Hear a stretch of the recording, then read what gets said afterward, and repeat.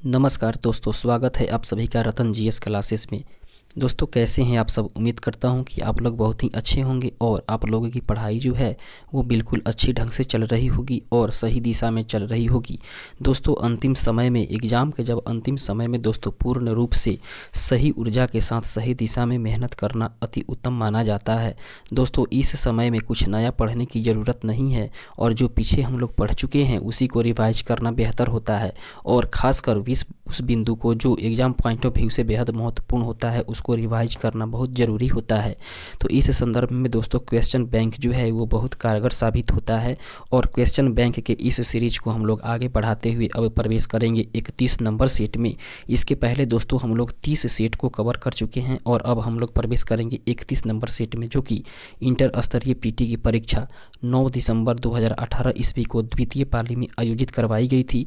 उसका हम लोग सुपर फास्ट रिवीजन करने वाले हैं। दोस्तों ये एग्ज़ाम जो है वो प्रथम इंटर स्तरीय के तौर पे करवाया गया था, जो कि 29 जनवरी 2017 को और 5 फरवरी 2017 को आयोजित करवाया गया था, जो कि किसी कारणवश से रद्द हो चुका था और उसकी दोबारा पुनः परीक्षा करवाई गई थी, री एग्ज़ाम करवाया गया था, जो कि एग्ज़ाम हुआ था दोस्तों 9/12/2018 अर्थात 9 दिसंबर 2012 को आयोजित करवाया गया था दोस्तों द्वितीय पाली में। उसके हम लोग क्वेश्चन पेपर को देखने वाले हैं और ये जितने भी क्वेश्चंस हैं वे एग्ज़ाम पॉइंट ऑफ व्यू से बेहद ही महत्वपूर्ण है, क्योंकि क्वेश्चन जो है पिछले ईयर की वे एग्ज़ाम में रिपीटेड होते रहते हैं और बहुत सारे प्रश्न ऐसे हैं जो कि एग्ज़ाम में डायरेक्ट डाल दिए जाते हैं। दोस्तों हम लोग इसके पहले जो हैं वो 30 सेट को कवर कर चुके हैं और अब हम लोग इस 30 सेट को कवर करने के बाद इसमें हम लोग देखेंगे 31 नंबर सेट को, जो कि 12 दिसंबर 2018 को द्वितीय पाली में आयोजित करवाई गई थी।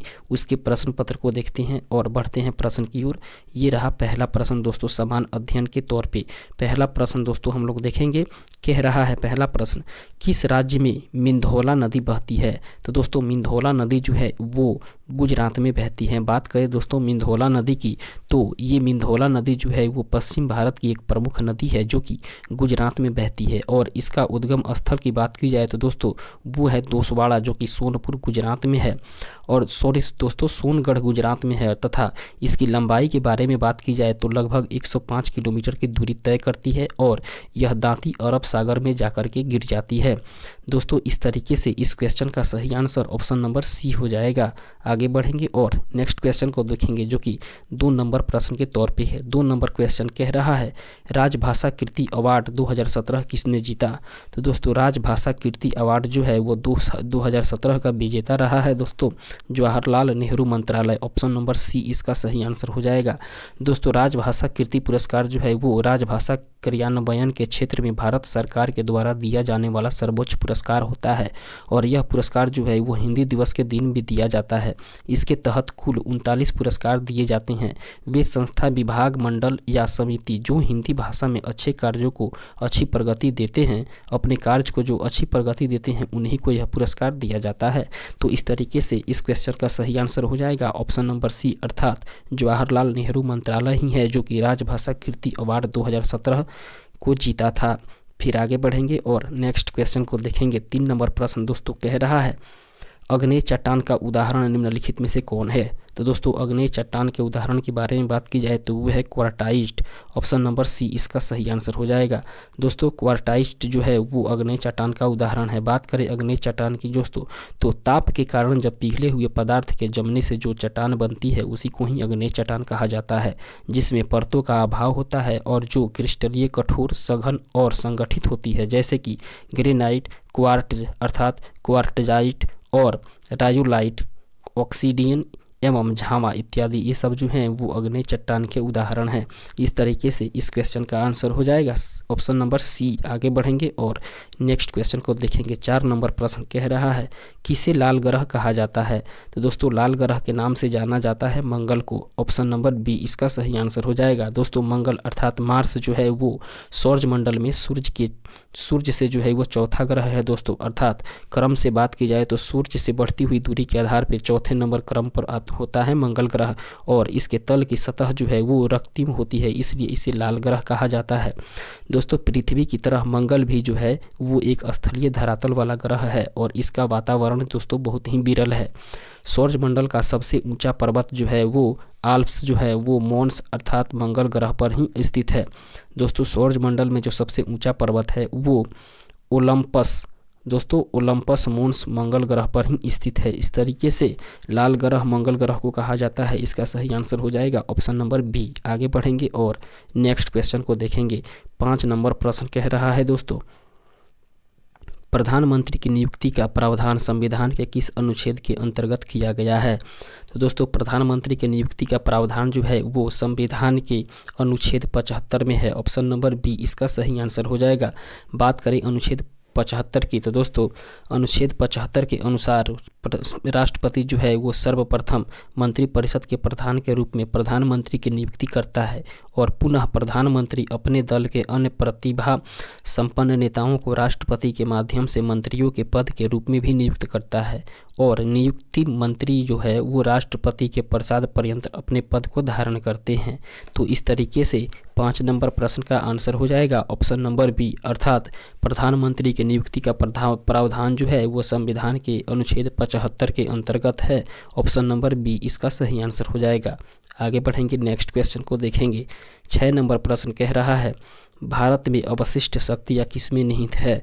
तो दोस्तों भारत में अवशिष्ट शक्तियाँ जो हैं वो केंद्र सरकार में निहित है। ऑप्शन नंबर ए इसका सही आंसर हो जाएगा। दोस्तों संविधान के अनुसार बात करें तो वह शक्तियाँ या विषम जो संघ सूची, राज्य सूची या समवर्ती सूची में से किसी भी सूची में सूचीबद्ध नहीं है वह अवशिष्ट शक्तियाँ कहलाती है और किसी नए विषय के क्रियान्वयन की शक्ति अवशिष्ट शक्ति ही कहलाती है। दोस्तों भारत में अवशिष्ट शक्तियाँ केंद्र सरकार में निहित है। तो इस तरीके से इस क्वेश्चन का सही आंसर हो जाएगा ऑप्शन नंबर ए। आगे बढ़ेंगे और नेक्स्ट क्वेश्चन को देखेंगे। 7 नंबर प्रश्न कह रहा है, बिहार में जिलों की कुल कितनी संख्या है? तो दोस्तों बिहार में जिलों की कुल संख्या 38 है। ऑप्शन नंबर सी इसका सही आंसर हो जाएगा। दोस्तों बात करें प्रमंडल की तो बिहार में जो है वो कुल मिलाकर 9 प्रमंडल या कमिश्नरियाँ हैं और अनुमंडल की यदि बात की जाए तो कुल मिलाकर 101 अनुमंडल है, जबकि प्रखंड की बात की जाए तो 534 प्रखंड या ब्लॉक हैं और पंचायत की बात की जाए दोस्तों तो 8471 अर्थात 8,471 पंचायत हैं, जबकि गांव की बात की जाए तो 45,103 गांव हैं दोस्तों पूरे बिहार में। तो इस तरीके से बिहार में जिलों की संख्या है कुल मिलाकर 38। इसका सही आंसर हो जाएगा ऑप्शन नंबर सी। आगे बढ़ेंगे और नेक्स्ट क्वेश्चन को देखेंगे। 8 नंबर प्रश्न कह रहा है, अंतर्राष्ट्रीय मुद्रा कोष का मुख्यालय कहाँ पर है? तो दोस्तों अंतर्राष्ट्रीय मुद्रा कोष का मुख्यालय जो है वो है दोस्तों वाशिंगटन डीसी में। ऑप्शन नंबर बी इसका सही आंसर हो जाएगा।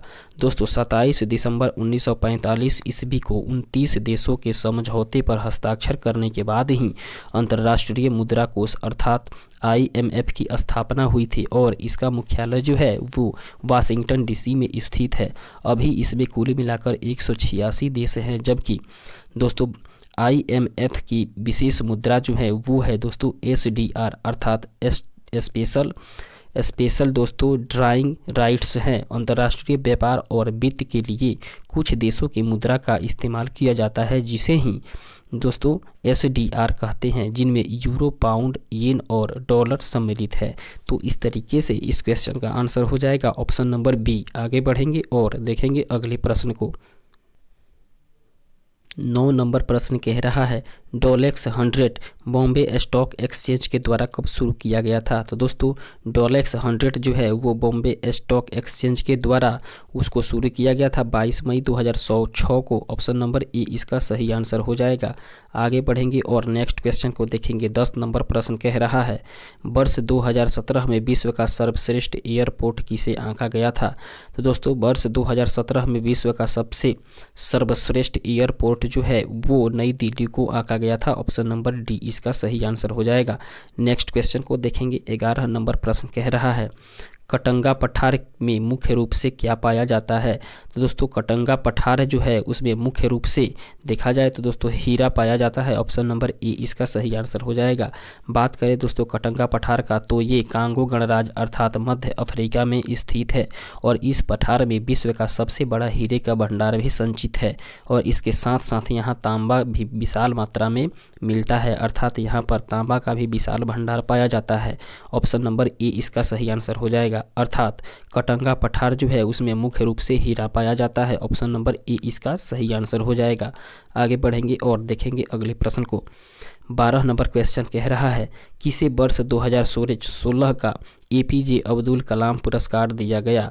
अर्थात निम्नलिखित में से जो 4 ऑप्शन है उनमें से बताना है दोस्तों कि किसे 2016 का एपीजे अब्दुल कलाम पुरस्कार से नवाजा गया या किसे प्रदान किया गया। तो दोस्तों वो किया गया पी गंथुराम को। ऑप्शन नंबर डी इसका सही आंसर हो जाएगा।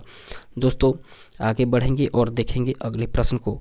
13 नंबर प्रश्न कह रहा है, इसको थोड़ा हम लोग छोटा करेंगे और फिर देखेंगे प्रश्न को। कह रहा है किस पंचवर्षीय योजना का मुख्य उद्देश्य समानता के साथ वृद्धि एवं न्यायपूर्ण वितरण था?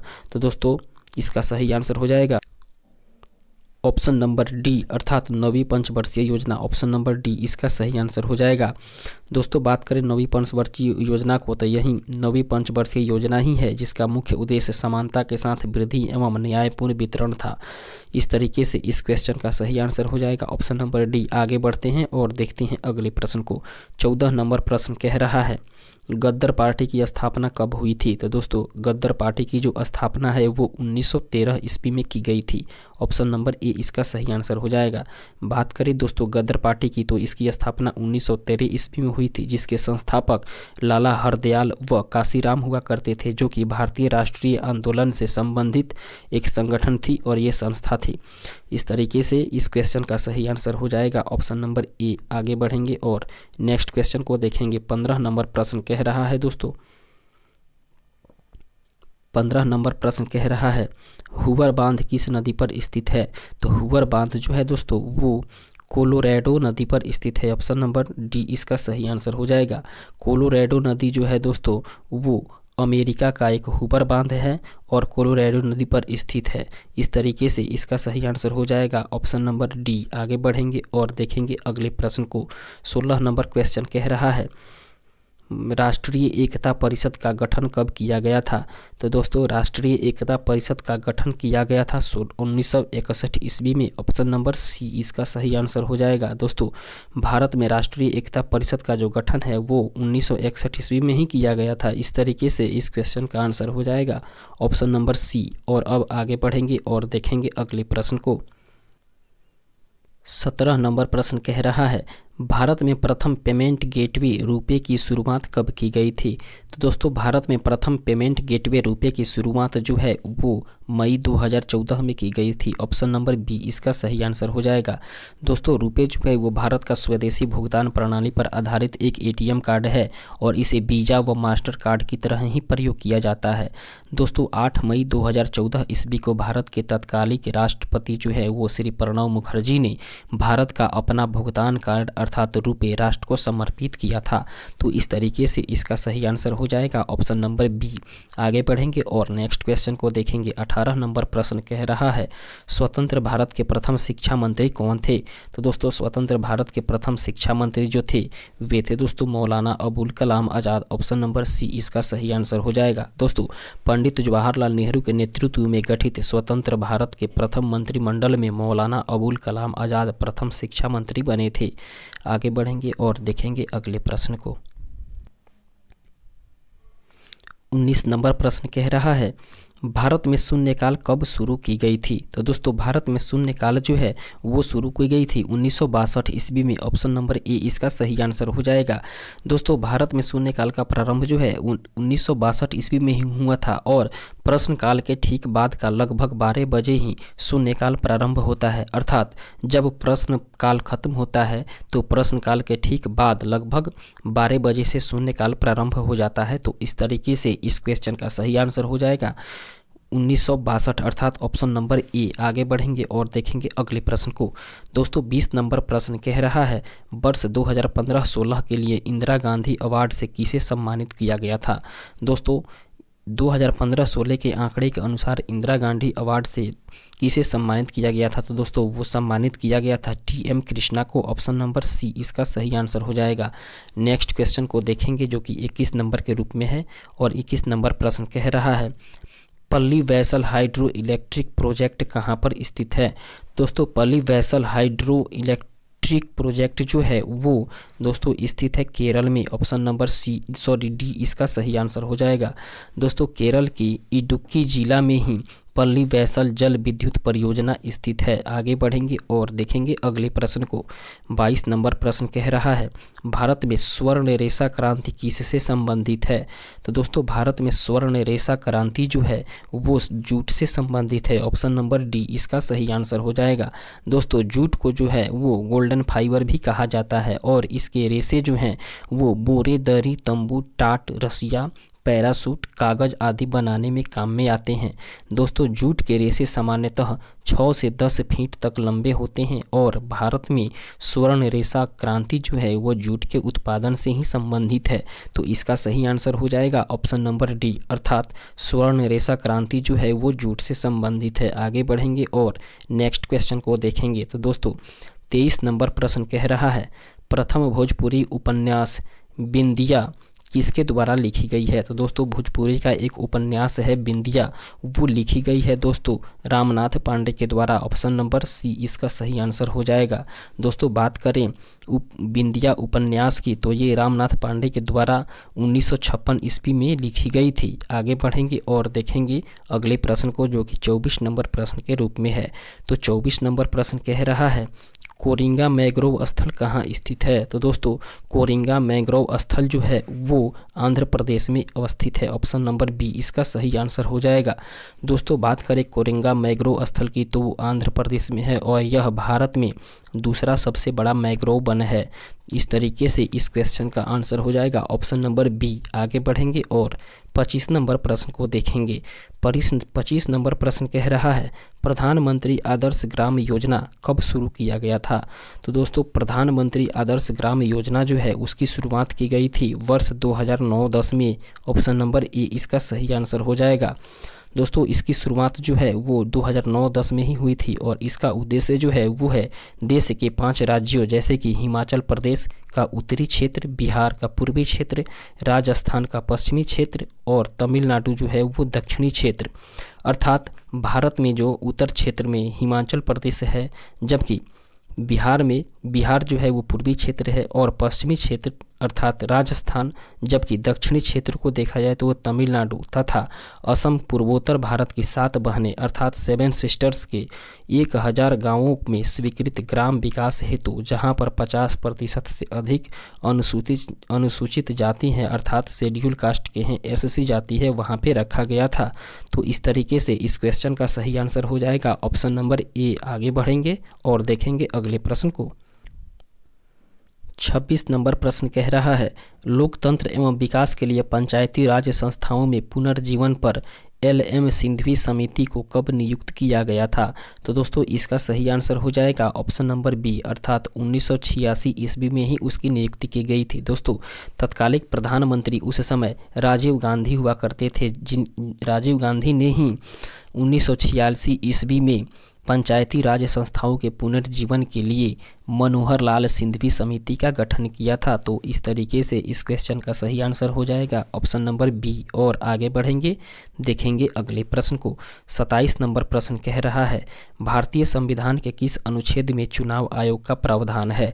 तो दोस्तों भारतीय संविधान के अनुच्छेद की बात की जाए तो वो है अनुच्छेद 324A।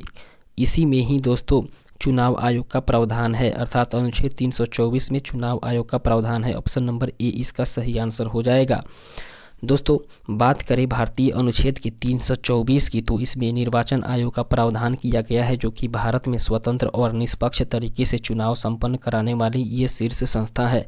दोस्तों अनुच्छेद 324 में संसद, राष्ट्रपति, उपराष्ट्रपति और राज्य विधानमंडल के लिए चुनाव कराने के नियमों, निर्देशों और चुनाव आयोग के अधिकारों के बारे में बताया गया है। तो इस तरीके से इस क्वेश्चन का सही आंसर हो जाएगा ऑप्शन नंबर ए, अर्थात भारतीय संविधान के अनुच्छेद 324 ए में ही चुनाव आयोग का प्रावधान किया गया है। आगे बढ़ेंगे और नेक्स्ट क्वेश्चन को देखेंगे जो कि 28 नंबर के रूप में है। प्रश्न कह रहा है दोस्तों, नूबियन मरुस्थल कहाँ है? तो दोस्तों नूबियन मरुस्थल जो है वो सूडान में है। इस तरीके से इसका सही आंसर होगा ऑप्शन नंबर सी। दोस्तों सूडान में जो नूबियन मरुस्थल है वो नील नदी और लाल सागर के बीच में स्थित है।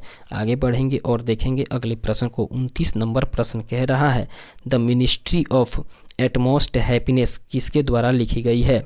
तो दोस्तों the ministry of utmost happiness जो है वो लिखी गई है दोस्तों अरुंधति रॉय के द्वारा। ऑप्शन नंबर ए इसका सही आंसर हो जाएगा। आगे बढ़ेंगे नेक्स्ट क्वेश्चन को देखेंगे। 30 नंबर प्रश्न कह रहा है, भारतीय स्वतंत्रता संग्राम के समय कांग्रेस का शैशव काल किस अवधि को कहा जाता है? तो दोस्तों भारतीय स्वतंत्रता संघर्ष के समय कांग्रेस का शैशव काल की अवधि है दोस्तों वो है 1885 से 1905 ईस्वी, अर्थात ऑप्शन नंबर ए इसका सही आंसर हो जाएगा। आगे बढ़ेंगे और देखेंगे अगले प्रश्न को।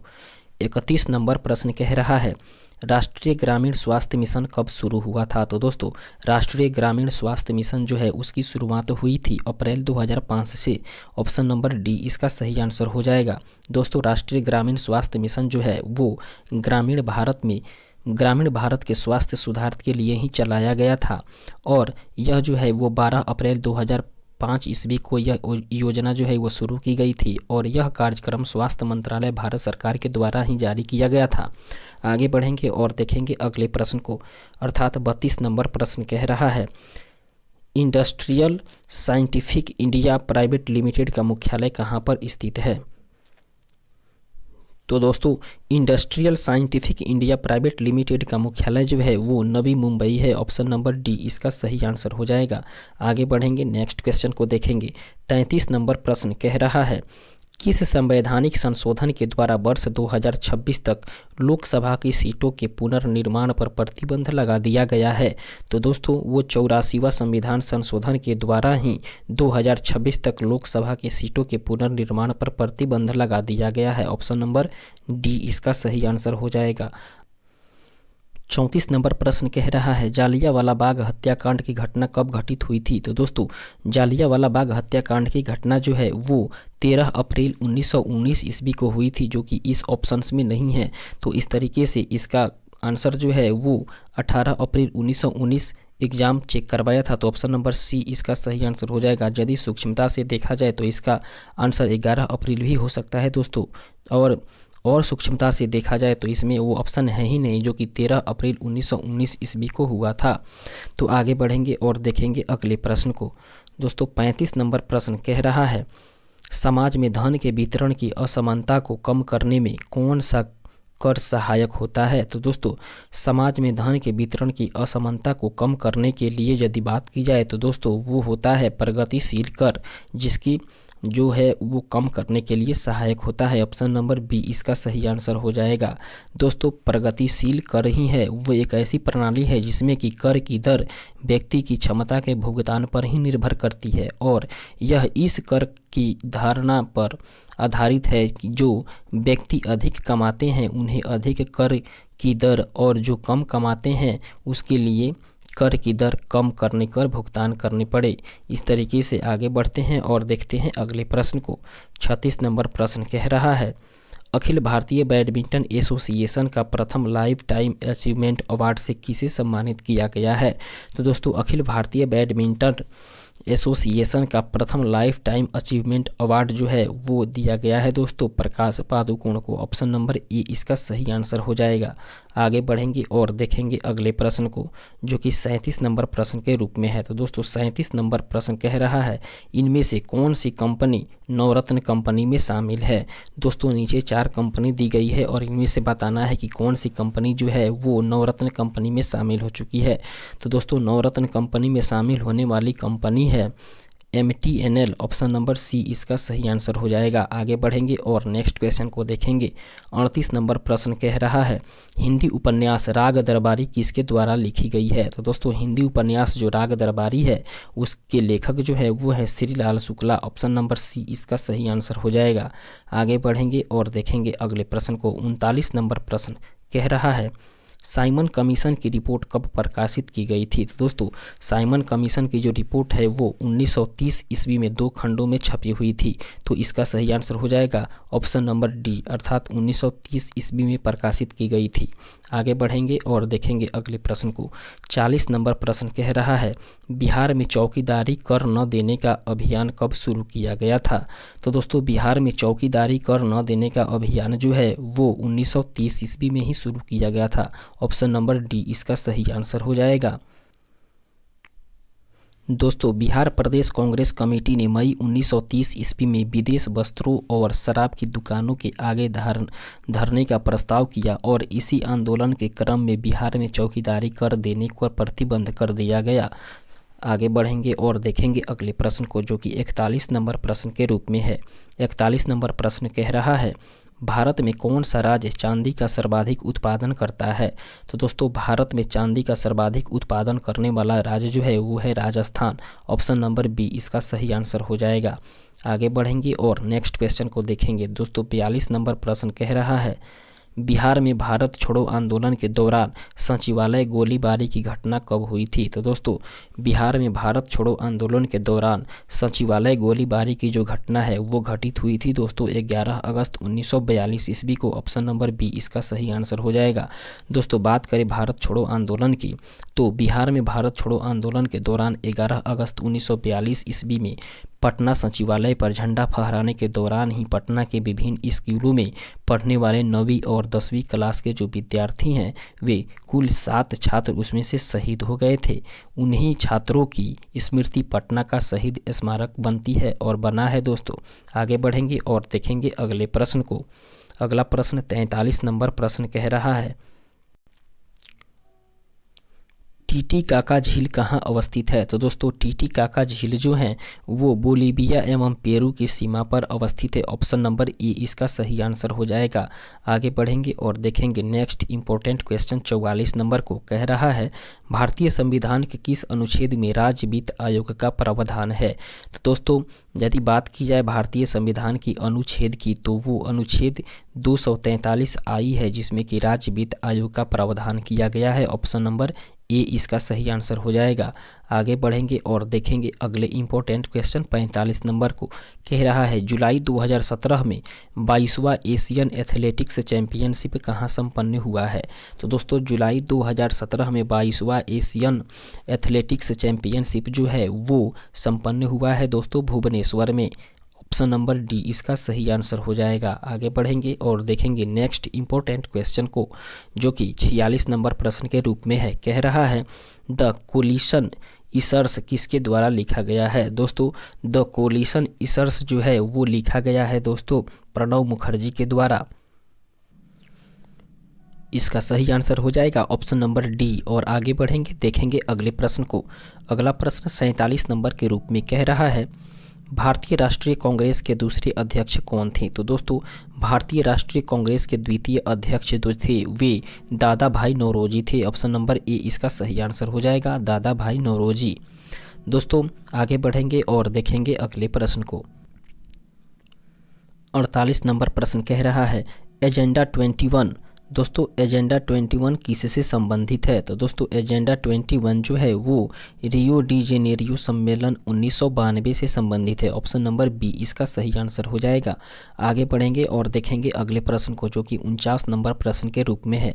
49 नंबर प्रश्न कह रहा है, पुरुष एकल फ्रेंच ओपन टेनिस 2017 का पुरस्कार किसने जीता? तो दोस्तों पुरुष एकल फ्रेंच ओपन टेनिस 2017 का पुरस्कार जो है वो राफेल नडाल ने जीता। ऑप्शन नंबर ए इसका सही आंसर हो जाएगा।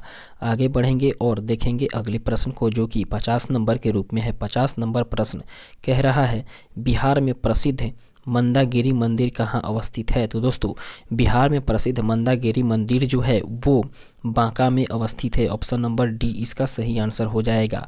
आगे बढ़ेंगे नेक्स्ट क्वेश्चन को देखेंगे। 51 नंबर प्रश्न कह रहा है, कौन सा एक व्यावसायिक संगठन है? अर्थात निम्नलिखित में से जो 4 ऑप्शन दिया हुआ है उन चारों ऑप्शंस में से बताना है कि कौन सा एक संगठन है जो कि व्यावसायिक है।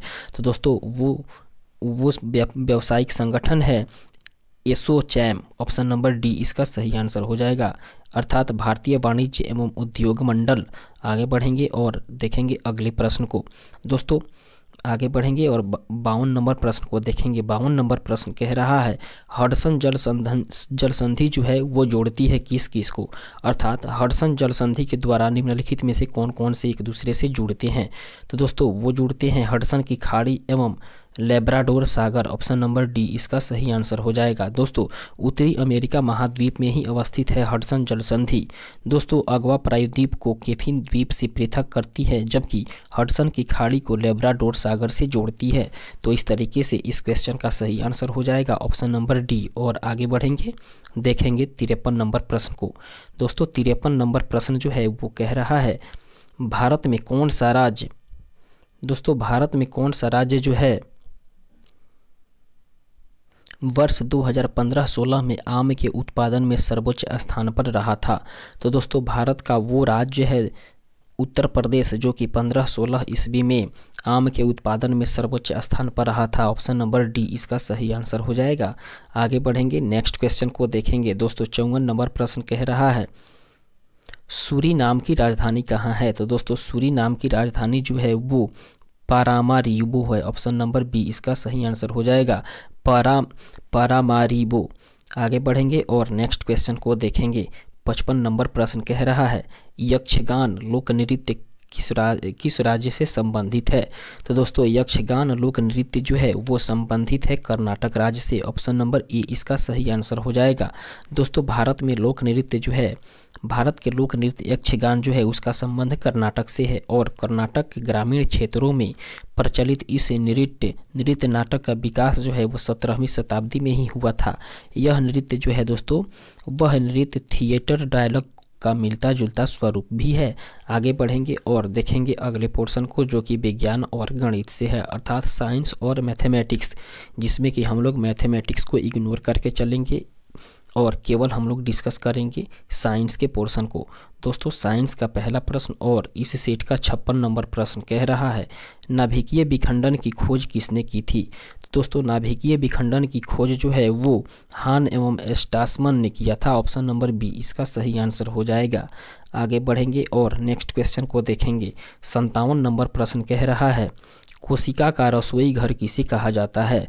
तो दोस्तों कोशिका का रसोई घर जो है वो है क्लोरोप्लास्ट, अर्थात क्लोरोप्लास्ट में ही कोशिका जो है वो अपना भोजन तैयार करता है, या उसको रसोई घर कहा जाता है, ऑप्शन नंबर बी इसका सही आंसर हो जाएगा। आगे बढ़ेंगे और देखेंगे अगले प्रश्न को। 59 नंबर प्रश्न जो है वो कह रहा है मानव कान के लिए कितनी ध्वनि उपयुक्त होती है, अर्थात मानव का जो कान है उसमें सुनने की क्षमता जो है वो कितना डेसिबल का होता है। तो दोस्तों वो होता है 60 डेसिबल की क्षमता होती है, ऑप्शन नंबर सी इसका सही आंसर हो जाएगा। आगे बढ़ेंगे और देखेंगे अगले प्रश्न को। 62 नंबर प्रश्न कह रहा है रोहू फिश किसे कहा जाता है। तो दोस्तों बात करें रोहू फिश की, तो रोहू फिश कहा जाता है दोस्तों लाबियो रोहिता को, ऑप्शन नंबर डी इसका सही आंसर हो जाएगा। दोस्तों रोहू मछली पृष्ठवंशी हड्डी युक्त मछली है जो ताजे मीठे जल में पाई जाती है। इसका शरीर जो है वो नौकाकार होता है और इसका शरीर स्लाइकोलाइड सल्कों से ढका रहता है, लेकिन सिर पर हल्का सल्क दोस्तों लेकिन सिर पर सल्क नहीं होते हैं। इसका वैज्ञानिक नाम जो है वो लाबियो रोहिता है। यह स्वादिष्ट होता है दोस्तों, इसलिए भोजन में इसका विशेष महत्व होता है। इस तरीके से इस क्वेश्चन का सही आंसर हो जाएगा ऑप्शन नंबर डी। और आगे बढ़ेंगे, देखेंगे नेक्स्ट क्वेश्चन को, जो कि 63 नंबर के रूप में है। 63 नंबर प्रश्न कह रहा है कृत्रिम हीरा किसे कहा जाता है। तो दोस्तों कृत्रिम हीरा जो है वो सिलिकॉन कार्बाइड को कहा जाता है, ऑप्शन नंबर बी इसका सही आंसर हो जाएगा। आगे बढ़ेंगे और देखेंगे अगले प्रश्न को।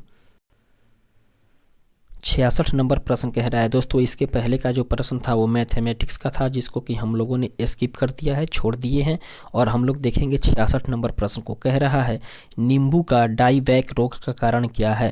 तो दोस्तों नींबू का डाईबैक रोग का कारण जो है वो है दोस्तों जस्ता का कमी, ऑप्शन नंबर डी इसका सही आंसर हो जाएगा।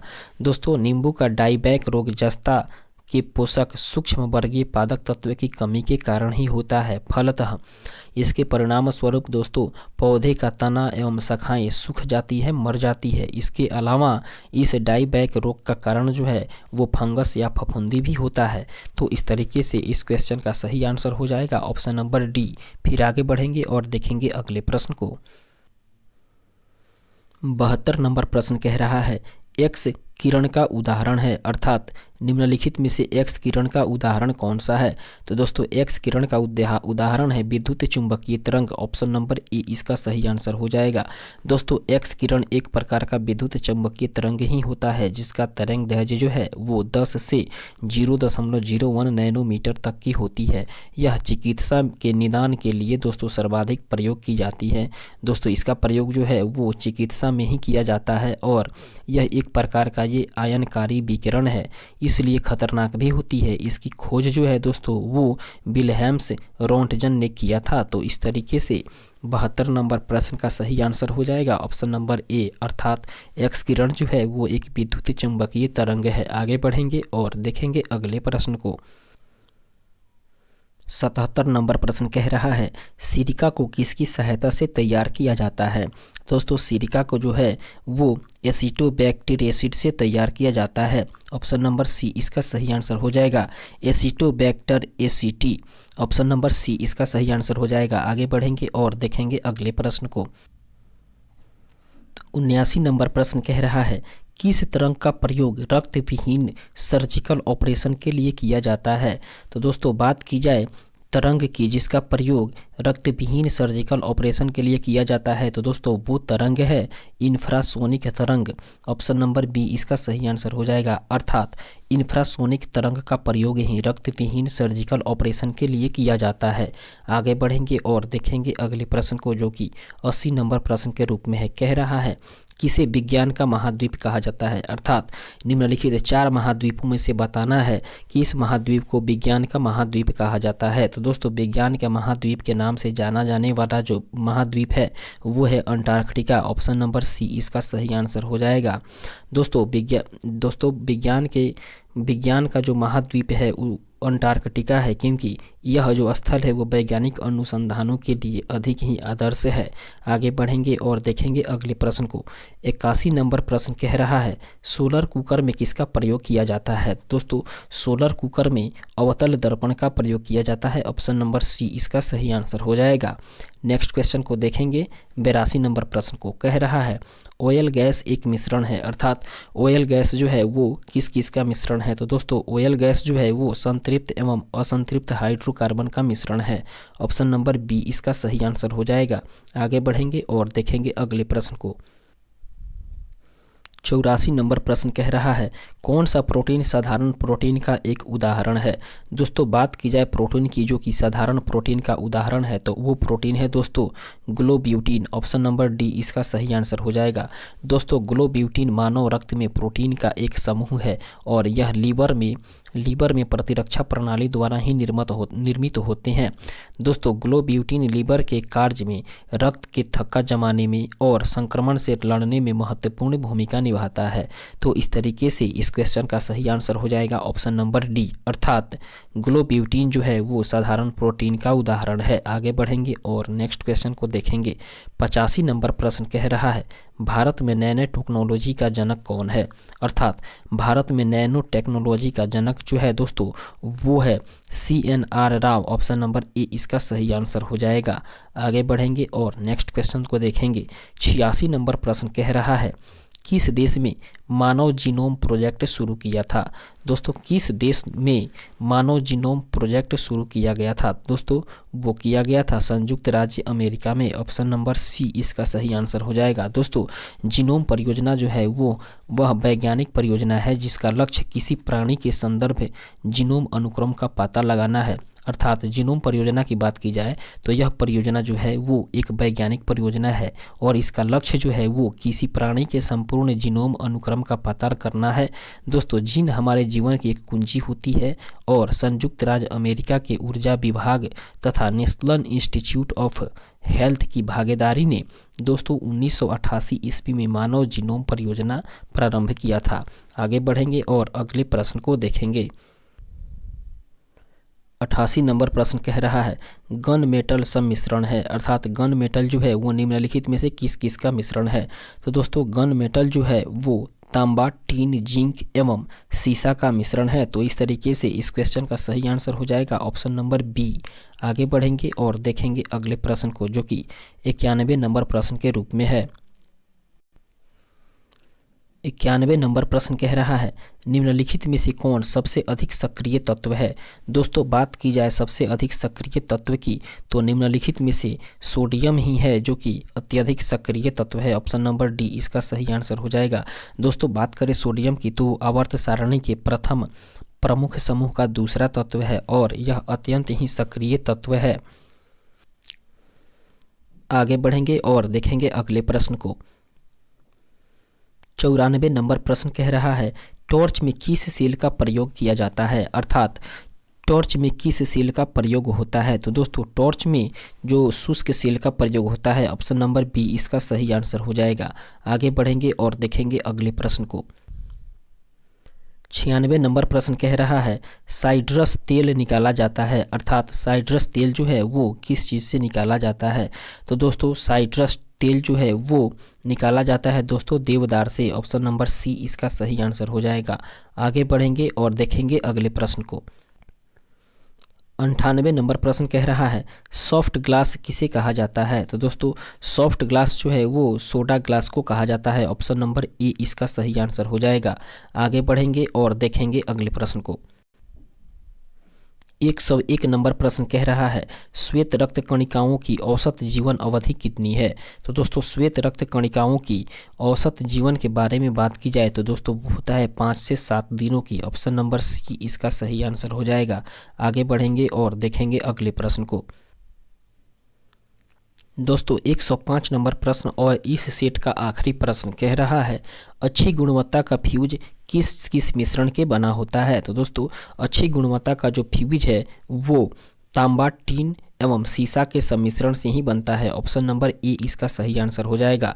तो इस तरीके से हम लोगों ने इस सेट को पूर्ण रूप से कवर कर लिया है। इस तरीके से हम लोगों ने 31 सेट को पूर्ण रूप से कवर कर लिया है और अब हम लोग बढ़ेंगे 32 नंबर सेट में। दोस्तों इसके पहले कि अगर आप लोगों ने 30 सेट को नहीं देखा है तो प्ले लिस्ट में जाकर के वहाँ पर प्ले लिस्ट को खोल के और क्वेश्चन बैंक के सेक्शन में जाके दोस्तों देखेंगे स्पार्क पब्लिकेशन का जो होगा क्वेश्चन बैंक, उस प्ले लिस्ट को खोलेंगे और वहाँ पे पूरे वीडियो प्रोवाइड करवाए गए हैं। उसको एक एक करके सरसरी निगाहों से देख लेंगे और उसका फ़ायदा उठाएंगे। दोस्तों हम लोग आगे बढ़ेंगे और देखेंगे 32 नंबर सेट को। इस सेट के लिए धन्यवाद।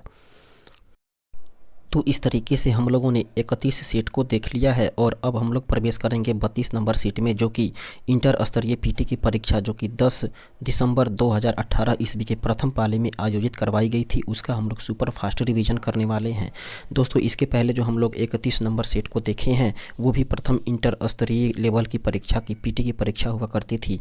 और इसके पहले अगर आप लोगों ने उस पूरे वीडियो को 31 वीडियो को नहीं देखे हों तो प्ले लिस्ट में जाकर के और उसे देख लेंगे। दोस्तों एग्जामिनेशन पॉइंट ऑफ व्यू से बेहद ही महत्वपूर्ण है। हम लोग बिना विलंब किए हुए बढ़ते हैं अपने प्रश्न की ओर। दोस्तों 32 नंबर सेट का पहला प्रश्न जो कि बिहार एसएससी के लिए बेहद ही महत्वपूर्ण प्रश्न माना जाता है दोस्तों, और बिहार के जितने भी एग्ज़ाम है वो बिहार का क्वेश्चन बैंक से प्रश्न काफ़ी रिपीट करते रहता है। तो हम लोग इसमें देखेंगे दोस्तों अब 32 नंबर सेट को देखेंगे जो कि 10 दिसंबर 2018 ईस्वी को आयोजित करवाया गया था, प्रथम इंटर स्तरीय परीक्षा जो कि पुनर्परीक्षा हुई थी। तो बढ़ते हैं आगे और देखते हैं प्रश्न को। ये पहला प्रश्न कह रहा है किस पंचवर्षीय योजना का मुख्य उद्देश्य तीव्र और अधिक समावेशी वृद्धि है। तो दोस्तों बात करें पंचवर्षीय योजना की तो वो रहा है 11वीं पंचवर्षीय योजना का, जिसका मुख्य उद्देश्य रहा है तीव्र और अधिक समावेशी वृद्धि। दोस्तों 11वीं पंचवर्षीय योजना जो है वो 2007 से लेकर 2012 ईस्वी तक रही थी और उसका ही मुख्य उद्देश्य रहा था तीव्र और अधिक समावेशी वृद्धि। दोस्तों विकास को अधिक समावेशी बनाने और गरीबी को कम करने के लिए कृषि क्षेत्र की विकास दर को 2.13% से बढ़ा करके 4% करने की प्रस्ताव पारित की गई थी। तो आगे बढ़ेंगे और देखेंगे अगले प्रश्न को। तो इस तरीके से इस क्वेश्चन का सही आंसर होगा ऑप्शन नंबर सी। और अब देखेंगे 2 नंबर प्रश्न को जो कह रहा है भारत में किस राज्य की साक्षरता दर न्यूनतम है? तो दोस्तों बात करें साक्षरता दर न्यूनतम होने की तो वो है बिहार राज्य की। ऑप्शन नंबर ए इसका सही आंसर हो जाएगा। दोस्तों वर्ष 2011 की जनगणना के अनुसार 93.91% जो है वो साक्षरता के साथ केरल जो है वो भारत का सबसे साक्षर राज्य रहा है, अर्थात 1 नंबर स्थान पर रहा है। जबकि बिहार की भी बात की जाए तो सबसे कम साक्षर राज्य है, जिसकी साक्षरता दर जो है वो 63.82% रही थी। आगे बढ़ेंगे और देखेंगे अगले प्रश्न को।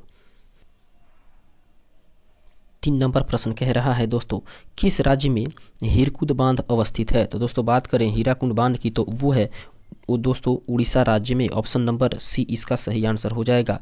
दोस्तों उड़ीसा राज्य के संबल जो है उसके पास में ही एक महानदी के पार बनाया गया है। दोस्तों बात करें हीराकुंड की तो वो 1947 से 1957 ईस्वी के दौरान ही निर्मित किया गया और यह जो है भारत की स्वतंत्रता के बाद शुरू की गई पहली प्रमुख बहुउद्देशीय नदी घाटी परियोजना है और यह भारत का सबसे लंबा मिट्टी का बांध है दोस्तों, जो डाइकक्स सहित 25.8 किलोमीटर लंबा है। आगे बढ़ेंगे और देखेंगे अगले प्रश्न को, जो कि 4 नंबर प्रश्न के रूप में है। 4 नंबर प्रश्न कह रहा है, किस देश ने महिला हॉकी एशिया कप 2017 का खिताब जीता? तो दोस्तों बात करें महिला हॉकी एशिया कप 2017 के खिताब की तो वो जीतने वाला देश है दोस्तों भारत। ऑप्शन नंबर सी इसका सही आंसर हो जाएगा। नेक्स्ट क्वेश्चन को देखेंगे और पढ़ेंगे 5 नंबर प्रश्न को। कह रहा है, दीनबंधु सार्वजनिक सभा की स्थापना किसके द्वारा की गई? तो दोस्तों दीनबंधु सार्वजनिक सभा की स्थापना जो है वो की गई है ज्योतिबा फुले के द्वारा। ऑप्शन नंबर डी इसका सही आंसर हो जाएगा। दोस्तों दीनबंधु सार्वजनिक सभा की स्थापना ज्योतिबा फुले उन्होंने किया था दोस्तों 1884 ईस्वी में महिला शिक्षा के उद्देश्य से ही की थी और विशेष रूप से पिछड़े वर्ग की लड़कियों की शिक्षा हेतु ही किया गया था। दोस्तों फूले जो है वो महाराष्ट्र के एक जाति विरोधी समाज सुधारक रहे थे, जिन्होंने निचली जातियों के लोगों के सम्मान अधिकार दिलाने के लिए 1873 ईस्वी में सत्य शोधक समाज की स्थापना भी की थी। तो आगे बढ़ेंगे और देखेंगे नेक्स्ट क्वेश्चन को, जो कि 6 नंबर के रूप में है। 6 नंबर प्रश्न कह रहा है, collection choice and social welfare किसके द्वारा लिखी गई है? दोस्तों एक पुस्तक है collection choice and social welfare. इसके लेखक जो हैं दोस्तों वो हैं Amartya Sen. Option number C इसका सही आंसर हो जाएगा। आगे बढ़ेंगे और देखेंगे अगले प्रश्न को। 7 नंबर प्रश्न कह रहा है, इंडिया विजन 2020 अर्थात इंडिया विजन 2020 किसने तैयार किया है? तो दोस्तों इंडिया विजन 2020 जो है वो तैयार करने वाले हैं श्याम प्रसाद गुप्त। ऑप्शन नंबर डी इसका सही आंसर हो जाएगा। आगे बढ़ेंगे नेक्स्ट क्वेश्चन को देखेंगे। 8 नंबर प्रश्न कह रहा है, मदर टेरेसा अवार्ड 2017 किसको दिया गया? तो दोस्तों मदर टेरेसा जो 2017 का अवार्ड है वो दिया गया है दोस्तों UNHRC। ऑप्शन नंबर बी इसका सही आंसर हो जाएगा। आगे बढ़ेंगे और देखेंगे अगले प्रश्न को। 9 नंबर प्रश्न कह रहा है, संगम योजना किससे संबंधित है? तो दोस्तों बात करें संगम योजना की तो वो जो है वो ग्रामीण क्षेत्रों से विकलांगों से संबंधित है। ऑप्शन नंबर डी इसका सही आंसर हो जाएगा। दोस्तों संगम योजना जो है वो सरकार के द्वारा 15 अगस्त 1996 ईस्वी को घोषित किया गया था और इस योजना के तहत ग्रामीण क्षेत्रों में रहने वाले विकलांगों को एक समूह में संगठित किया जाता है और संगम नाम के प्रत्येक संगठित समूह को उनकी आर्थिक गतिविधियों को पूरा करने के लिए 15,000 रुपये की सहायता भी दी जाती है। और अध्य इतिहास दोस्तों इसका सही आंसर हो जाएगा। Option number D. आगे बढ़ेंगे और नेक्स्ट क्वेश्चन को देखेंगे। अगला प्रश्न कह रहा है दोस्तों 10 नंबर के रूप में, आद्य इतिहास डैश और इतिहास के बीच की अवधि है जिसके लिए हमारे पास बहुत कम लिखित रिकॉर्ड है। अर्थात आद्य इतिहास जो है वो किसके और इतिहास के बीच की अवधि है जिसके लिए हमारे पास बहुत कम लिखित रिकॉर्ड है? तो दोस्तों वो है आद्य इतिहास और प्रागैतिक इतिहास। दोस्तों यहाँ आद्य इतिहास जो है वो यहाँ पे हो जाएगा प्रागैतिक इतिहास और इतिहास के बीच की अवधि है जिसके लिए हमारे पास बहुत ही कम लिखित रिकॉर्ड है। तो इस तरीके से आगे बढ़ेंगे, इसका सही आंसर होगा ऑप्शन नंबर बी। आगे बढ़ेंगे और देखेंगे अगले प्रश्न को, जो कि 11 नंबर के रूप में है। 11 नंबर प्रश्न कह रहा है, पद्म विभूषण अवार्ड 2018 से किसे सम्मानित किया गया? तो दोस्तों पद्म विभूषण अवार्ड जो 2018 है उसे सम्मानित किया गया है दोस्तों गुलाम मुस्तफ़ा खान को। ऑप्शन नंबर डी इसका सही आंसर हो जाएगा। नेक्स्ट क्वेश्चन को देखेंगे। 12 नंबर प्रश्न को पढ़ेंगे। कह रहा है, पूर्ण सूर्य ग्रहण कब घटित होता है? तो दोस्तों पूर्ण सूर्य ग्रहण की बात करें तो वो घटित होता है दोस्तों अमावस्या के दिन। ऑप्शन नंबर बी इसका सही आंसर हो जाएगा। दोस्तों पूर्ण सूर्य ग्रहण की स्थिति में जो है वो चंद्रमा सूर्य की ओर दोस्तों पूरी तरह ढक लेता है और बात करें दोस्तों आंशिक या वलय सूर्य ग्रहण की स्थिति तब होती है जब चंद्रमा पृथ्वी के दूरस्थ स्थित अर्थात ऑफशोर में होता है एवं चंद्रमा सूर्य को पूरी तरह नहीं ढक पाता है।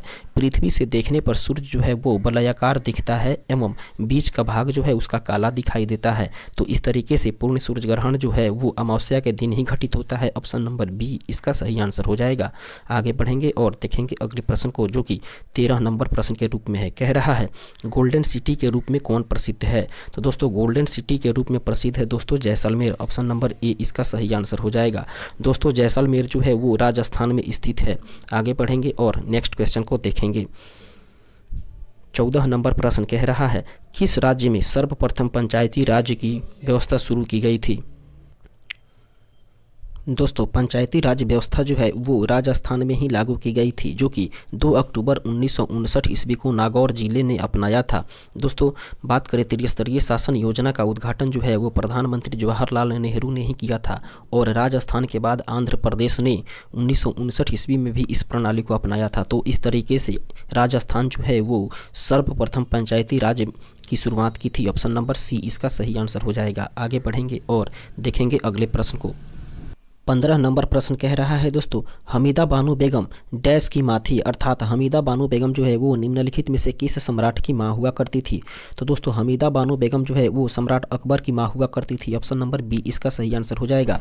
और इसका जो है दोस्तों अकबर की माँ हुआ करती थी, जबकि बात करें वो पत्नी किसकी हुआ करती थी? तो दोस्तों वो पत्नी जो थे वो हुमायूं की पत्नी हुआ करती थी। ऑप्शन नंबर बी इसका सही आंसर हो जाएगा। आगे बढ़ेंगे और देखेंगे अगले प्रश्न को।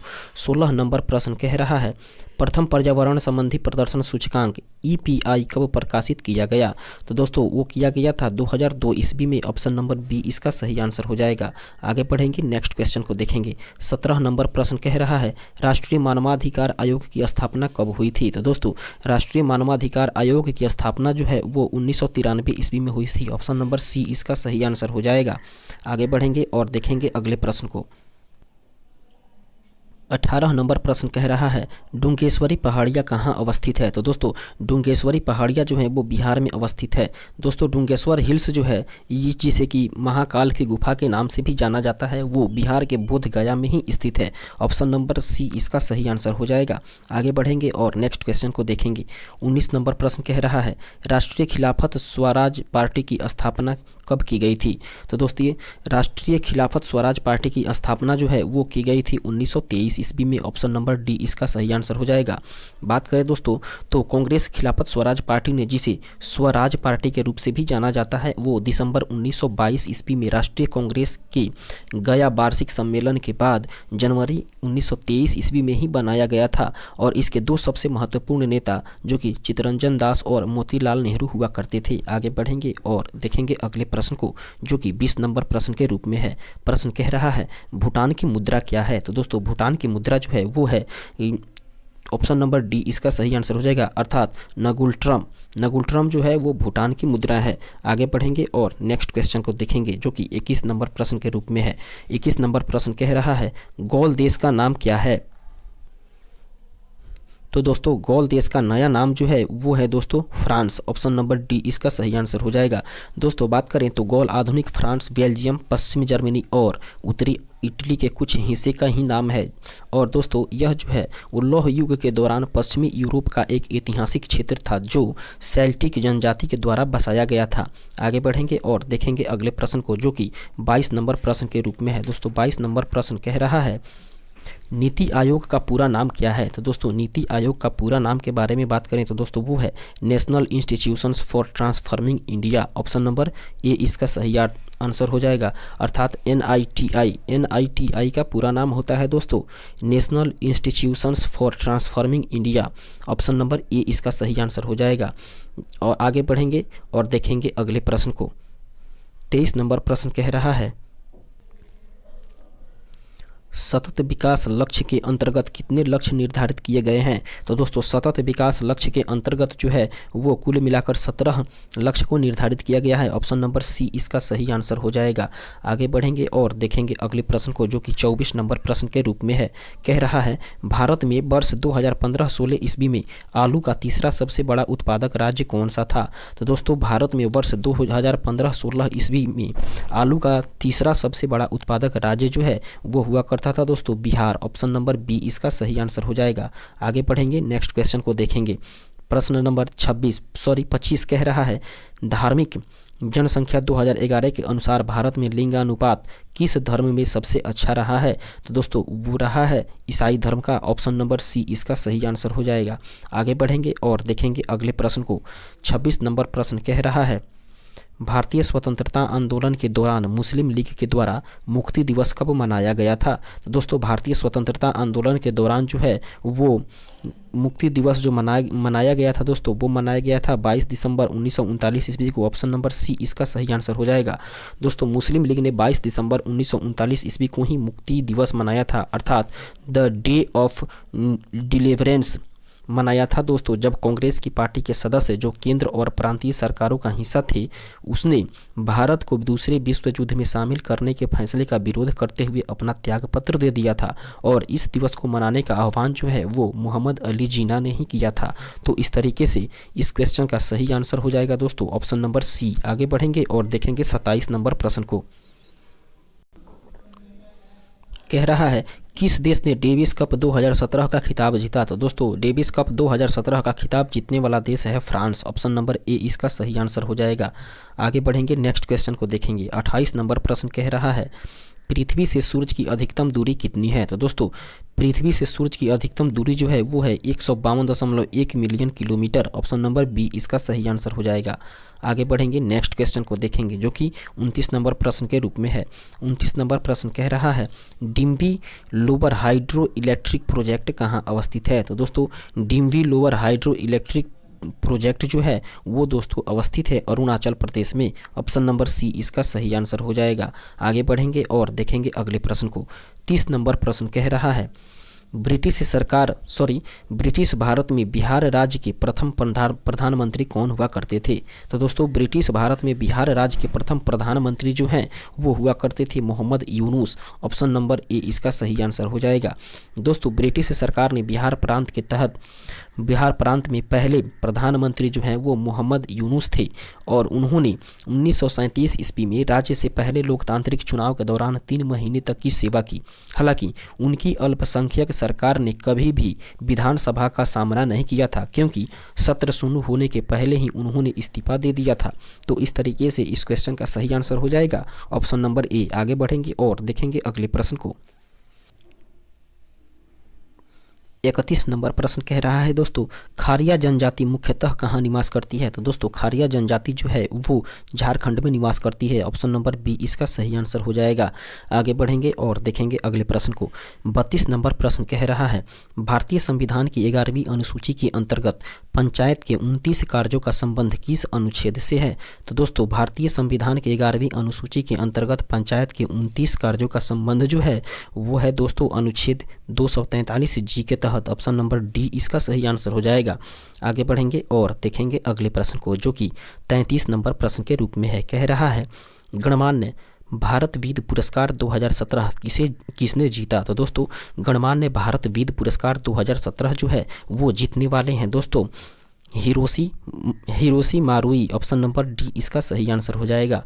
आगे बढ़ेंगे और देखेंगे अगले प्रश्न को जो कि 34 नंबर प्रश्न के रूप में है। कह रहा है इसमें से कौन सा ग्रह सबसे अधिक घनत्व वाला है? तो दोस्तों बात करें सबसे अधिक घनत्व वाले ग्रह की तो वो है पृथ्वी। ऑप्शन नंबर बी इसका सही आंसर हो जाएगा। दोस्तों सौरमंडल के ग्रहों में पृथ्वी का घनत्व जो है वो सबसे अधिक है अर्थात 5.514 ग्राम प्रति सेंटीमीटर क्यूब है और इसे अन्य ग्रहों के मानक के रूप में माना जाता है और इसके संदर्भ में घनत्व को भी मापा जाता है। तो इस तरीके से इस क्वेश्चन का सही आंसर हो जाएगा ऑप्शन नंबर बी। आगे बढ़ेंगे और देखेंगे अगले प्रश्न को जो कि 35 नंबर है। 35 नंबर प्रश्न कह रहा है मत्स्य से संबंधित जॉर्ज बैंक कहाँ अवस्थित है। दोस्तों मत्स्य से संबंधित जॉर्ज बैंक जो है वो अवस्थित है दोस्तों नोवा स्कोटिया में। ऑप्शन नंबर सी इसका सही आंसर हो जाएगा। आगे बढ़ेंगे, नेक्स्ट क्वेश्चन को देखेंगे। 36 नंबर प्रश्न कह रहा है विश्व व्यापार संगठन का मुख्यालय कहाँ पर है। तो दोस्तों विश्व व्यापार संगठन का मुख्यालय जो है वो है दोस्तों आपका जिनेवा में। ऑप्शन नंबर ए इसका सही आंसर हो जाएगा।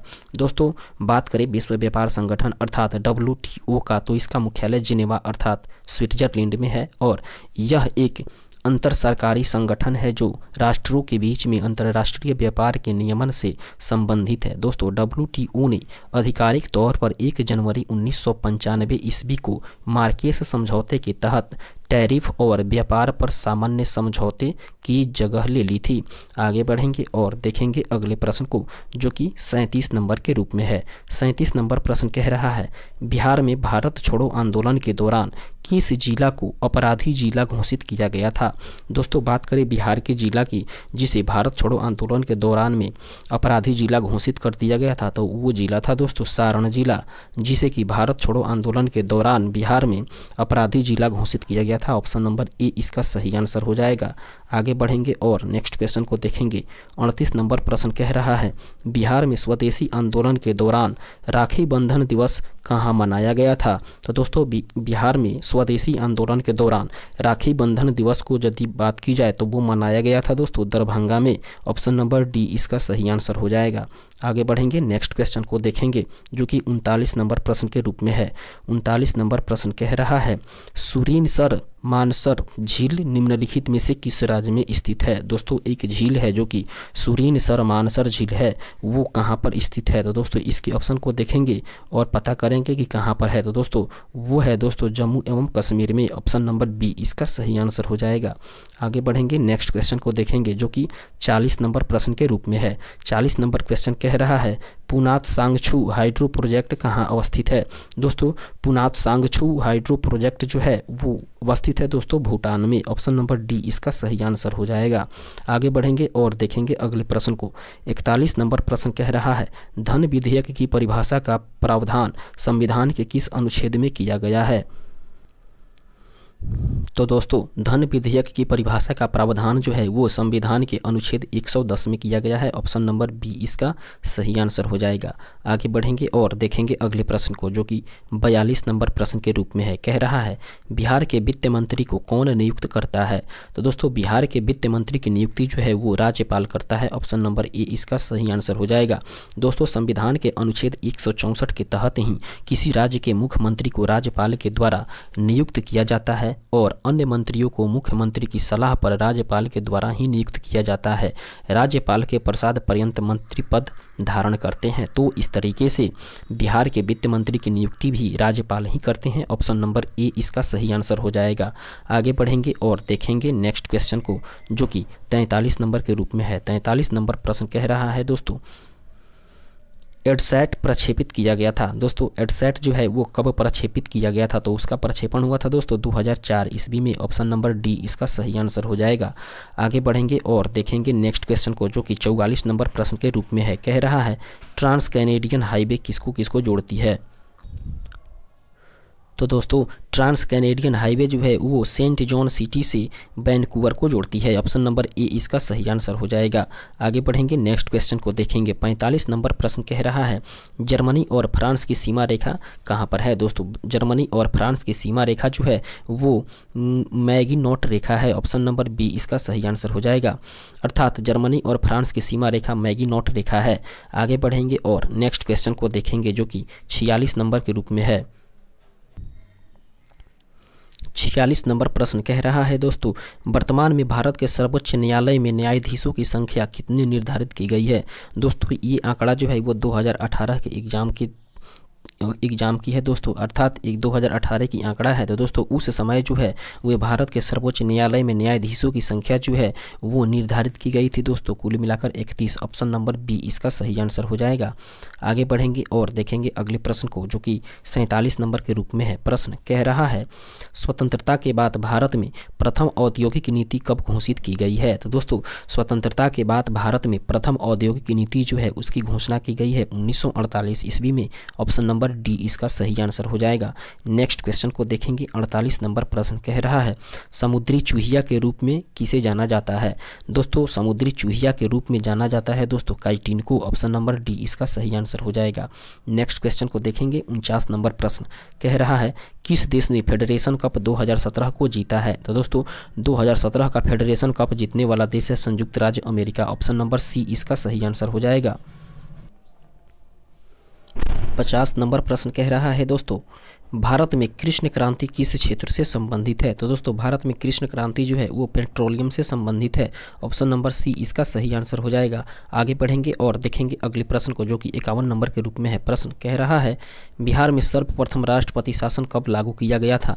तो दोस्तों बिहार में सर्वप्रथम राष्ट्रपति शासन जो है वो लागू किया था दोस्तों 1968 ईस्वी में। ऑप्शन नंबर ए इसका सही आंसर हो जाएगा। आगे बढ़ेंगे नेक्स्ट क्वेश्चन को देखेंगे।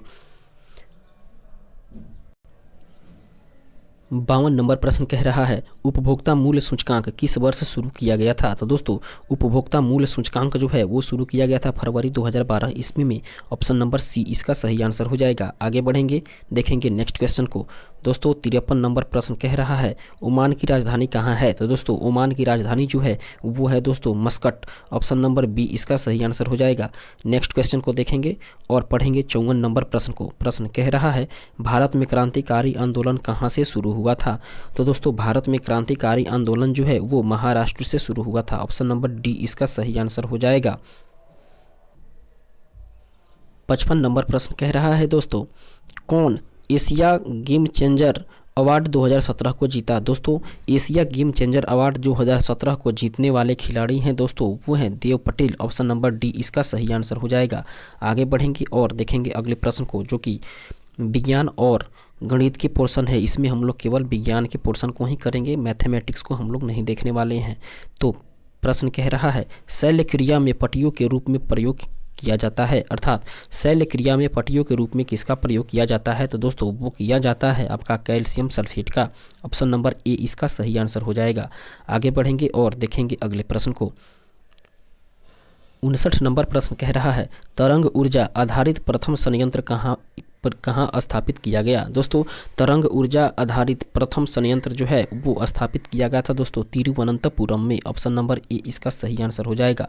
दोस्तों भारत में वेव ऊर्जा अनुसंधान की शुरुआत जो है वो 1983 ईस्वी में हुई थी, अर्थात वेव ऊर्जा दोस्तों बात की जाए तो वो तरंग ऊर्जा जो है उसकी शुरुआत ही की गई थी 1983 ईस्वी से, जब भारत सरकार के महासागर विकास विभाग ने IIT मद्रास के इस शोध के लिए दोस्तों धन उपलब्ध कराया था। दोस्तों इसके चलते केरल के तिरुवनंतपुरम के बीझिनजाम में 1991 ईस्वी में 150 किलोवाट पायलट वेव एनर्जी संयंत्र की स्थापना हुई थी। तो इस तरीके से इस क्वेश्चन का सही आंसर होगा ऑप्शन नंबर ए, अर्थात तरंग ऊर्जा आधारित प्रथम संयंत्र जो है वो तिरुवनंतपुरम में ही स्थापित किया गया था। आगे बढ़ेंगे और देखेंगे अगले प्रश्न को। 61 नंबर प्रश्न कह रहा है दोस्तों मेंडलीव की आवर्त सारणी में ऊर्ध्वाधर कॉलम को क्या कहा जाता है। तो दोस्तों मेंडलीव की आवर्त सारणी में ऊर्ध्वाधर कॉलम को कहा जाता है दोस्तों समूह। ऑप्शन नंबर ए इसका सही आंसर हो जाएगा। आगे बढ़ेंगे नेक्स्ट क्वेश्चन को देखेंगे। 63 नंबर प्रश्न कह रहा है दोस्तों निम्नलिखित में से कौन सी ऊतक का अंतरकोशिकीय क्षेत्र बड़ा होता है। तो दोस्तों वो होता है दोस्तों पैरेन्काइमा की। ऑप्शन नंबर ए इसका सही आंसर हो जाएगा। आगे बढ़ेंगे और देखेंगे अगले प्रश्न को, जो कि 64 नंबर के रूप में है। 64 नंबर प्रश्न कह रहा है दाद अर्थात रिंग वर्म होने का कारण क्या है। तो दोस्तों दाद या रिंग वर्म होने का कारण जो है वो है दोस्तों कवक। ऑप्शन नंबर बी इसका सही आंसर हो जाएगा। दोस्तों दाद वास्तव में एक त्वचा संक्रमण है जो कि फंगस के कारण ही होता है और त्वचा पर ताने के अक्सर एक अंगूठी के आकार की आकृति होती है और यह उठा हुआ टेढ़ा मेढ़ा बॉर्डर होता है जो कीट की तरह किनारे पर अपना रास्ता बना लेता है। तो इस तरीके से इस क्वेश्चन का सही आंसर हो जाएगा ऑप्शन नंबर बी, अर्थात दाद या रिंग वर्म होने का कारण जो है वो कवक है। आगे बढ़ेंगे और नेक्स्ट क्वेश्चन को देखेंगे। 66 नंबर प्रश्न कह रहा है दोस्तों, सांड के शुक्राणु को कहाँ रखा जाता है? तो दोस्तों सांड के शुक्राणु को तरल नाइट्रोजन में रखा जाता है। ऑप्शन नंबर ए इसका सही आंसर हो जाएगा। दोस्तों बात करें तरल नाइट्रोजन की, तो तरल नाइट्रोजन जो है वो 195.79 डिग्री सेल्सियस पर उपलब्धता है, जो कि गो जातीय वीर्य की बहुत कम गुण ह्रास की अनुमति देता है और यह उम्र बढ़ने पर भी वीर्य से जुड़े उष्मायन जीवन की में क्षति को रोक देता है। तरल नाइट्रोजन में गो जातीय शुक्राणु रखने में यह 6 वर्षों तक ठीक रहता है, 6 वर्षों तक उसे कोई नुकसान नहीं होता है। इसलिए सांड के शुक्राणु को जो है वो तरल नाइट्रोजन में रखा जाता है। ऑप्शन नंबर ए इसका सही आंसर हो जाएगा। आगे बढ़ेंगे और देखेंगे अगले प्रश्न को। 69 नंबर प्रश्न कह रहा है, बैंगनी रंग का तरंग दैर्ध्य कितना होता है? तो दोस्तों बैंगनी रंग का जो तरंग दैर्ध्य है वो सबसे कम होता है। ऑप्शन नंबर ए इसका सही आंसर हो जाएगा। आगे बढ़ेंगे नेक्स्ट क्वेश्चन। 72 नंबर प्रश्न कह रहा है दोस्तों, मूली एक उदाहरण है, अर्थात मूली जो है वो किसका उदाहरण है? तो दोस्तों मूली जो है वो तरकु रूपी मूसला जड़ है। ऑप्शन नंबर बी इसका सही आंसर हो जाएगा। आगे बढ़ेंगे नेक्स्ट क्वेश्चन को देखेंगे। 74 नंबर प्रश्न कह रहा है, निम्नलिखित में से सबसे भारी तत्व कौन सा है? तो दोस्तों सबसे भारी तत्व जो है वो है दोस्तों ओसमिया। ऑप्शन नंबर ए इसका सही आंसर हो जाएगा। आगे बढ़ेंगे और देखेंगे अगले प्रश्न को, जो कि 75 नंबर प्रश्न के रूप में है। तो दोस्तों 75 नंबर प्रश्न कह रहा है, विद्युत इस्त्री में क्या उपयोग किया जाता है? तो दोस्तों विद्युत इस्त्री में जो है वो उपयोग किया जाता है नाइक्रोम के तार को। ऑप्शन नंबर बी इसका सही आंसर हो जाएगा। आगे बढ़ेंगे और देखेंगे अगले प्रश्न को। आगे बढ़ेंगे और देखेंगे 76 नंबर प्रश्न को, जो कि कह रहा है, ये मैथमेटिक्स का प्रॉब्लम है दोस्तों। और आगे बढ़ेंगे हम लोग देखते हैं अगले प्रश्न को, जो कि 77 नंबर के रूप में है। तो जो 77 नंबर प्रश्न कह रहा है, यूरिया में कितना प्रतिशत नाइट्रोजन पाया जाता है? तो यूरिया में नाइट्रोजन जो है दोस्तों वो पाया जाता है 49%। ऑप्शन नंबर सी इसका सही आंसर हो जाएगा। आगे बढ़ेंगे और देखेंगे अगले प्रश्न को। ट्रांसफार्मर का उपयोग किया जाता है। तो दोस्तों ट्रांसफार्मर का उपयोग जो है वो किया जाता है प्रत्यावर्ती धारा में। ऑप्शन नंबर ए इसका सही आंसर हो जाएगा। आगे बढ़ेंगे देखेंगे अगले प्रश्न को। 82 नंबर प्रश्न कह रहा है, कौन सा एंजाइम भोजन में उपस्थित जीवाणु को नष्ट करता है? तो दोस्तों वो एंजाइम है आपका लाइसोजाइम, जो कि भोजन में उपस्थित जीवाणु को नष्ट कर देता है। ऑप्शन नंबर डी इसका सही आंसर हो जाएगा। अर्थात लाइसोजाइम ही है जो भोजन में उपस्थित जीवाणु को नष्ट कर देता है और लाइसोजाइम एक एंजाइम है। आगे बढ़ेंगे और देखेंगे अगले प्रश्न को। 89 नंबर प्रश्न कह रहा है दोस्तों, निम्नलिखित में कौन लैंगिक संचारित रोग है? तो दोस्तों लैंगिक संचारित रोग जो है वो है दोस्तों सिफिलिस।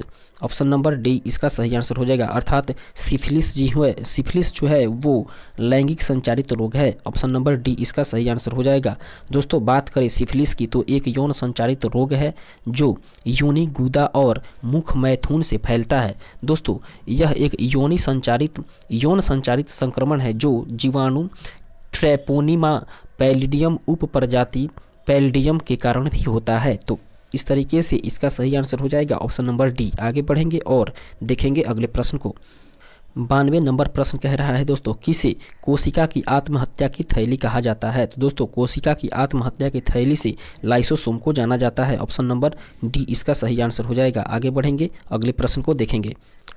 94 नंबर प्रश्न कह रहा है दोस्तों, गुरुत्वाकर्षण अर्थात जी का मान कितना होता है? तो जी का मान जो है दोस्तों वो 9.8 मीटर पर स्क्वायर होता है। ऑप्शन नंबर ए इसका सही आंसर हो जाएगा। आगे बढ़ेंगे नेक्स्ट क्वेश्चन को देखेंगे। 95 नंबर प्रश्न कह रहा है, बायोगैस का मुख्य अवयव क्या है? तो दोस्तों बायोगैस का मुख्य अवयव जो है वो है मीथेन। ऑप्शन नंबर ए इसका सही आंसर हो जाएगा। आगे बढ़ेंगे नेक्स्ट क्वेश्चन को देखेंगे। 96 नंबर प्रश्न कह रहा है दोस्तों, गर्म सूप स्वादिष्ट होता है क्योंकि? दोस्तों गर्म सूप जो है वो स्वादिष्ट होता है क्योंकि इसका पृष्ठ तनाव कम हो जाता है। ऑप्शन नंबर बी इसका सही आंसर हो जाएगा। आगे बढ़ेंगे और देखेंगे अगले प्रश्न को। 101 नंबर प्रश्न कह रहा है दोस्तों, कौन सी रासायनिक घटना है। दोस्तों निम्नलिखित में से कौन सी घटना है जो रासायनिक परिघटना है, तो वो है दोस्तों दूध से दही का बन जाना। ऑप्शन नंबर सी इसका सही आंसर हो जाएगा। दोस्तों रासायनिक परिवर्तन में होता है किसी पदार्थ की संरचना में पूर्ण परिवर्तन हो जाता है, या एक से अधिक पदार्थ मिलकर एक नए पदार्थ का निर्माण कर लेते हैं। दोस्तों दूध से दही बनना जो प्रक्रिया है वो रासायनिक प्रक्रिया है। यह एक अपरिवर्तनीय प्रक्रिया भी है, जिसका मतलब होता है कि दूध से दही पुनः वापस नहीं लाया जा सकता है और दही से पुनः दूध को नहीं बनाया जा सकता है। अगर एक बार दूध से दही बन जाए तो पुनः उसको दोबारा दही से दूध नहीं बनाया जा सकता है। तो इस तरीके से दूध से दही का बनना जो है वो रासायनिक घटना है। आगे बढ़ेंगे और देखेंगे अगले प्रश्न को। 104 नंबर प्रश्न कह रहा है दोस्तों, कृत्रिम वर्षा उत्पन्न कराने में उपयोग होता है, अर्थात कृत्रिम वर्षा उत्पन्न कराने में किसका उपयोग किया जाता है। तो दोस्तों वो किया जाता है सिल्वर आयोडाइड का। ऑप्शन नंबर डी इसका सही आंसर हो जाएगा। अर्थात सिल्वर आयोडाइड का ही उपयोग करके कृत्रिम वर्षा उत्पन्न करवाया जाता है। आगे बढ़ेंगे और देखेंगे 105 नंबर प्रश्न और इस सेट के आखिरी प्रश्न को। दोस्तों कह रहा है विद्युत मोटर एक परिवर्तित करने वाला युक्ति है। दोस्तों विद्युत मोटर जो है वो किस ऊर्जा को किस ऊर्जा में परिवर्तित करता है। तो दोस्तों वो करता है विद्युत ऊर्जा को यांत्रिक ऊर्जा में परिवर्तित करता है। ऑप्शन नंबर सी इसका सही आंसर हो जाएगा।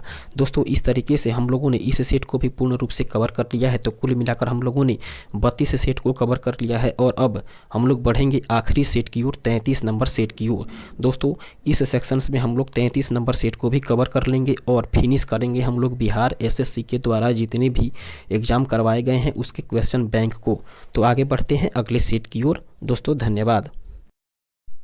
तो दोस्तों इस तरीके से हम लोगों ने 32 सेट को कवर कर लेने के बाद अब हम लोग देखेंगे 33 नंबर सेट को और आखिरी सेट होगा दोस्तों ये इंटर स्तरीय जो मेंस की परीक्षा आयोजित करवाई गई थी 25/12/2020 को, उसका हम लोग एनालिसिस सुपर फास्ट रिवीजन करने वाले हैं।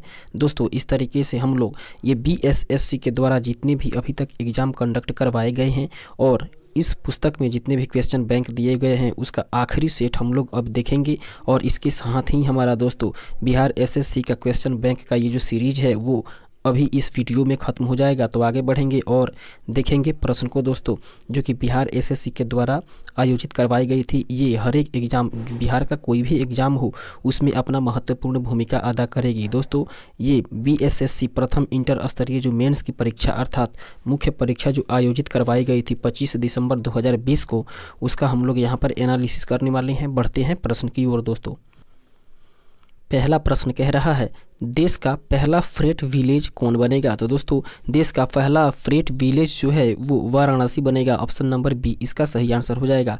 दोस्तों प्रधानमंत्री नरेंद्र मोदी के ड्रीम प्रोजेक्ट गंगा जल परिवहन के तहत प्रस्तावित फ्रेट विलेज को विश्व बैंक की सहमति के बाद केंद्रीय वित्त मंत्रालय एवं नीति आयोग ने भी फरवरी 2020 में सहमति दे दिया।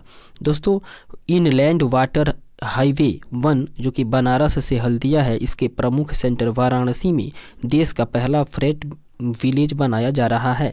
तो इस तरीके से इसका सही आंसर हो जाएगा ऑप्शन नंबर बी। आगे बढ़ेंगे और देखेंगे अगले प्रश्न को, जो कि 2 नंबर प्रश्न के रूप में है। प्रश्न नंबर 2 कह रहा है भारत को विनिर्माण केंद्र के रूप में बढ़ावा देने के लिए प्रारंभ की गई योजना निम्नलिखित में से कौन है। तो दोस्तों भारत को विनिर्माण केंद्र के रूप में बढ़ावा देने के लिए प्रारंभ की गई योजना जो है वो है दोस्तों make in India. Option number A इसका सही आंसर हो जाएगा। भारत को विनिर्माण को बढ़ावा देने एवं देश की जो इकोनॉमी है उसके संवर्धन के लिए प्रधानमंत्री नरेंद्र मोदी ने 25 सितंबर 2014 ईस्वी को मेक इन इंडिया कार्यक्रम की शुरुआत की थी। दोस्तों यह घरेलू एवं विदेश निवेशकों को अनुकूल मुहैया उपलब्ध करा के उन्हें आमंत्रित करने का कार्यक्रम है। दोस्तों इसके प्रतीक की यदि बात की जाए तो मेक इन इंडिया का प्रतीक है, इसका प्रतीक चिन्ह हो जाएगा दोस्तों सिंह है। आगे बढ़ेंगे और देखेंगे अगले प्रश्न को, जो कि 3 नंबर प्रश्न के रूप में है। प्रश्न संख्या 3 कह रहा है तुर्कमेनिस्तान की राजधानी कौन सी है। तो दोस्तों तुर्कमेनिस्तान की जो राजधानी है वो है दोस्तों अशगाबाद। दोस्तों अशगाबाद जो है वो तुर्कमेनिस्तान की राजधानी है। ऑप्शन नंबर डी इसका सही आंसर हो जाएगा। बात करें तुर्कमेनिस्तान की तो दोस्तों तुर्कमेनिस्तान जो है वो मध्य एशिया में स्थित है और इसकी राजधानी ही अशगाबाद है। दोस्तों 1991 ईस्वी तक यह जो है वो सोवियत संघ का एक घटक गणतंत्र हुआ करता था। आगे बढ़ेंगे और देखेंगे अगले प्रश्न को, जो कि 4 नंबर के रूप में है। 4 नंबर प्रश्न कह रहा है दोस्तों, लोकसभा में अनुसूचित जाति के लिए डैश स्थान आरक्षित है, अर्थात लोकसभा में अनुसूचित जाति के लिए कितने स्थान आरक्षित हैं। तो दोस्तों लोकसभा में अनुसूचित जाति के लिए कुल मिलाकर 84 स्थान जो हैं, 84 सीटें जो हैं वो आरक्षित है। ऑप्शन नंबर सी इसका सही आंसर हो जाएगा।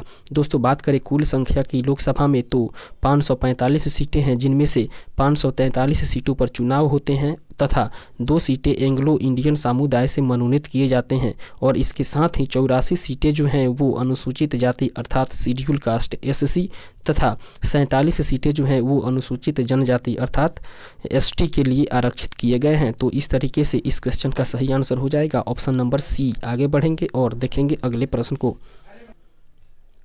5 नंबर प्रश्न कह रहा है, पोर्टो नोवो निम्नलिखित में से किस देश की राजधानी है। तो दोस्तों पोर्टो नोवो जो है वो बेनिन की अर्थात बेनिन देश की राजधानी है। ऑप्शन नंबर डी इसका सही आंसर हो जाएगा। दोस्तों पोर्टो नोवो जो है वो अफ्रीका के बेनिन देश की राजधानी है और यह बेनिन का दूसरा सबसे बड़ा शहर तथा गिनी की खाड़ी पर लैगून के पूर्वोत्तर घाट पर स्थित एक बंदरगाह शहर है। तो इस तरीके से इस क्वेश्चन का सही आंसर हो जाएगा ऑप्शन नंबर डी, अर्थात पोर्टो नोवो जो है वो बेनिन देश की राजधानी है। आगे बढ़ेंगे और नेक्स्ट क्वेश्चन को देखेंगे। नेक्स्ट 6 नंबर क्वेश्चन कह रहा है, पुस्तक वी आर डिस्प्लेस्ड का लेखक कौन है। तो दोस्तों वी आर डिस्प्लेस्ड के जो लेखक हैं वो मलाला यूसुफजई हैं। ऑप्शन नंबर सी इसका सही आंसर हो जाएगा। आगे बढ़ेंगे और देखेंगे अगले प्रश्न को।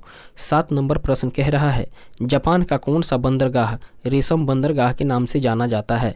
दोस्तों बात करें जापान की बंदरगाह की जिसको कि रेशम बंदरगाह के नाम से जाना जाता है तो वो है दोस्तों योकोहामा, अर्थात जापान का योकोहामा बंदरगाह ही है जिसको रेशम बंदरगाह के नाम से जाना जाता है। सही आंसर हो जाएगा ऑप्शन नंबर डी। आगे बढ़ेंगे और नेक्स्ट क्वेश्चन को देखेंगे। 8 नंबर प्रश्न जो है वो कह रहा है, निम्नलिखित में से कौन सा भारत के पूर्वी तट पर स्थित सबसे गहरा स्थलबद्ध एवं समुचित सुरक्षा युक्त बंदरगाह है। तो दोस्तों वो है विशाखापत्तनम। ऑप्शन नंबर ए इसका सही आंसर हो जाएगा। आगे बढ़ेंगे और देखेंगे नेक्स्ट इंपॉर्टेंट क्वेश्चन को। 9 नंबर प्रश्न कह रहा है, भारत की सबसे बड़ी खारे पानी की झील निम्नलिखित में से कौन है। तो दोस्तों भारत की सबसे बड़ी खारे पानी की झील की बात की जाए तो वो है दोस्तों चिल्का झील। ऑप्शन नंबर ए इसका सही आंसर हो जाएगा। दोस्तों उड़ीसा राज्य के पुरी, खोर्धा और गंजाम जिले में स्थित है चिल्का झील, जो कि भारत में खारे पानी की सबसे बड़ी झील है। दोस्तों इसमें कई धाराओं से जल आता है और पूर्व में बंगाल की खाड़ी में जाकर के मिल जाता है, बंगाल की खाड़ी में बहता है। दोस्तों इसके क्षेत्रफल की बात की जाए तो इसका क्षेत्रफल जो है वो लगभग 1165 वर्ग किलोमीटर की है। इस तरीके से भारत की सबसे बड़ी खारे पानी की झील चिल्का है। ऑप्शन नंबर ए इसका सही आंसर हो जाएगा। आगे बढ़ेंगे और देखेंगे नेक्स्ट क्वेश्चन को। 10 नंबर प्रश्न कह रहा है, निम्नलिखित में से किस मुगल शासक ने ईसा निंदा को दंडनीय अपराध घोषित किया है। तो दोस्तों निम्नलिखित में से जो बादशाह हैं वो हैं दोस्तों औरंगजेब, जो कि इस निंदा को दंडनीय अपराध घोषित किया है। इसका सही आंसर होगा ऑप्शन नंबर ए। आगे बढ़ेंगे और देखेंगे अगले प्रश्न को। नेक्स्ट क्वेश्चन 11 नंबर प्रश्न कह रहा है, जैन धर्म के 23वें तीर्थंकर निम्नलिखित में से कौन है। तो दोस्तों जैन धर्म के 23वें जो तीर्थंकर हुए हैं वो हुए हैं दोस्तों पार्श्वनाथ। ऑप्शन नंबर डी इसका सही आंसर हो जाएगा। बात करें दोस्तों जैन धर्म के बारे में तो पार्श्वनाथ ही जैन धर्म के 23वें तीर्थंकर हुए हैं जिनका जन्म वाराणसी में हुआ है। और इनके पिता की बात की जाए तो दोस्तों इनके पिता का नाम है अश्वसेन, जबकि इनके माता का नाम है वामा देवी। दोस्तों अश्वसेन वाराणसी के राजा हुआ करते थे और पार्श्वनाथ ने जैन धर्म में 4 महाव्रत को जोड़ा था, जो कि सत्य, अस्तेय, अपरिग्रह और अहिंसा है। ये 4 धर्म जो है वो पार्श्वनाथ ही ने जोड़ा था जैन धर्म में, जो कि जैन धर्म के 23वें तीर्थंकर हुआ करते थे। ऑप्शन नंबर डी इसका सही आंसर हो जाएगा। आगे बढ़ेंगे और देखेंगे नेक्स्ट इंपॉर्टेंट क्वेश्चन, जो कि 12 नंबर प्रश्न के रूप में है।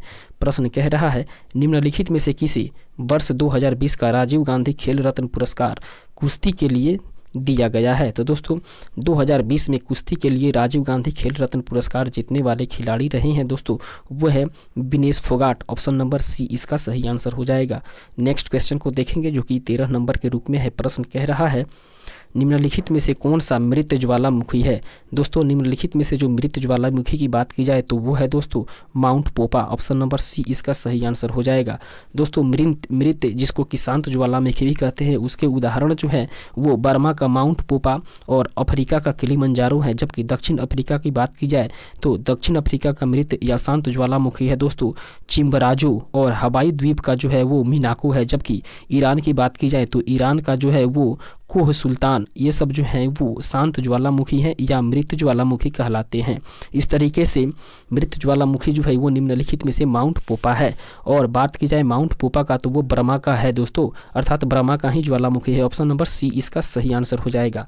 आगे बढ़ेंगे और नेक्स्ट क्वेश्चन को देखेंगे जो कि 14 नंबर प्रश्न के रूप में है। कह रहा है प्रश्न निम्नलिखित में से कौन पंचायतों की वित्तीय स्थिति का पुनरावलोकन करने के लिए वित्तीय आयोग का गठन कर सकता है। तो दोस्तों इसका सही आंसर हो जाएगा संबंधित राज्य का राज्यपाल। ऑप्शन नंबर डी इसका सही आंसर हो जाएगा। नेक्स्ट क्वेश्चन को देखेंगे।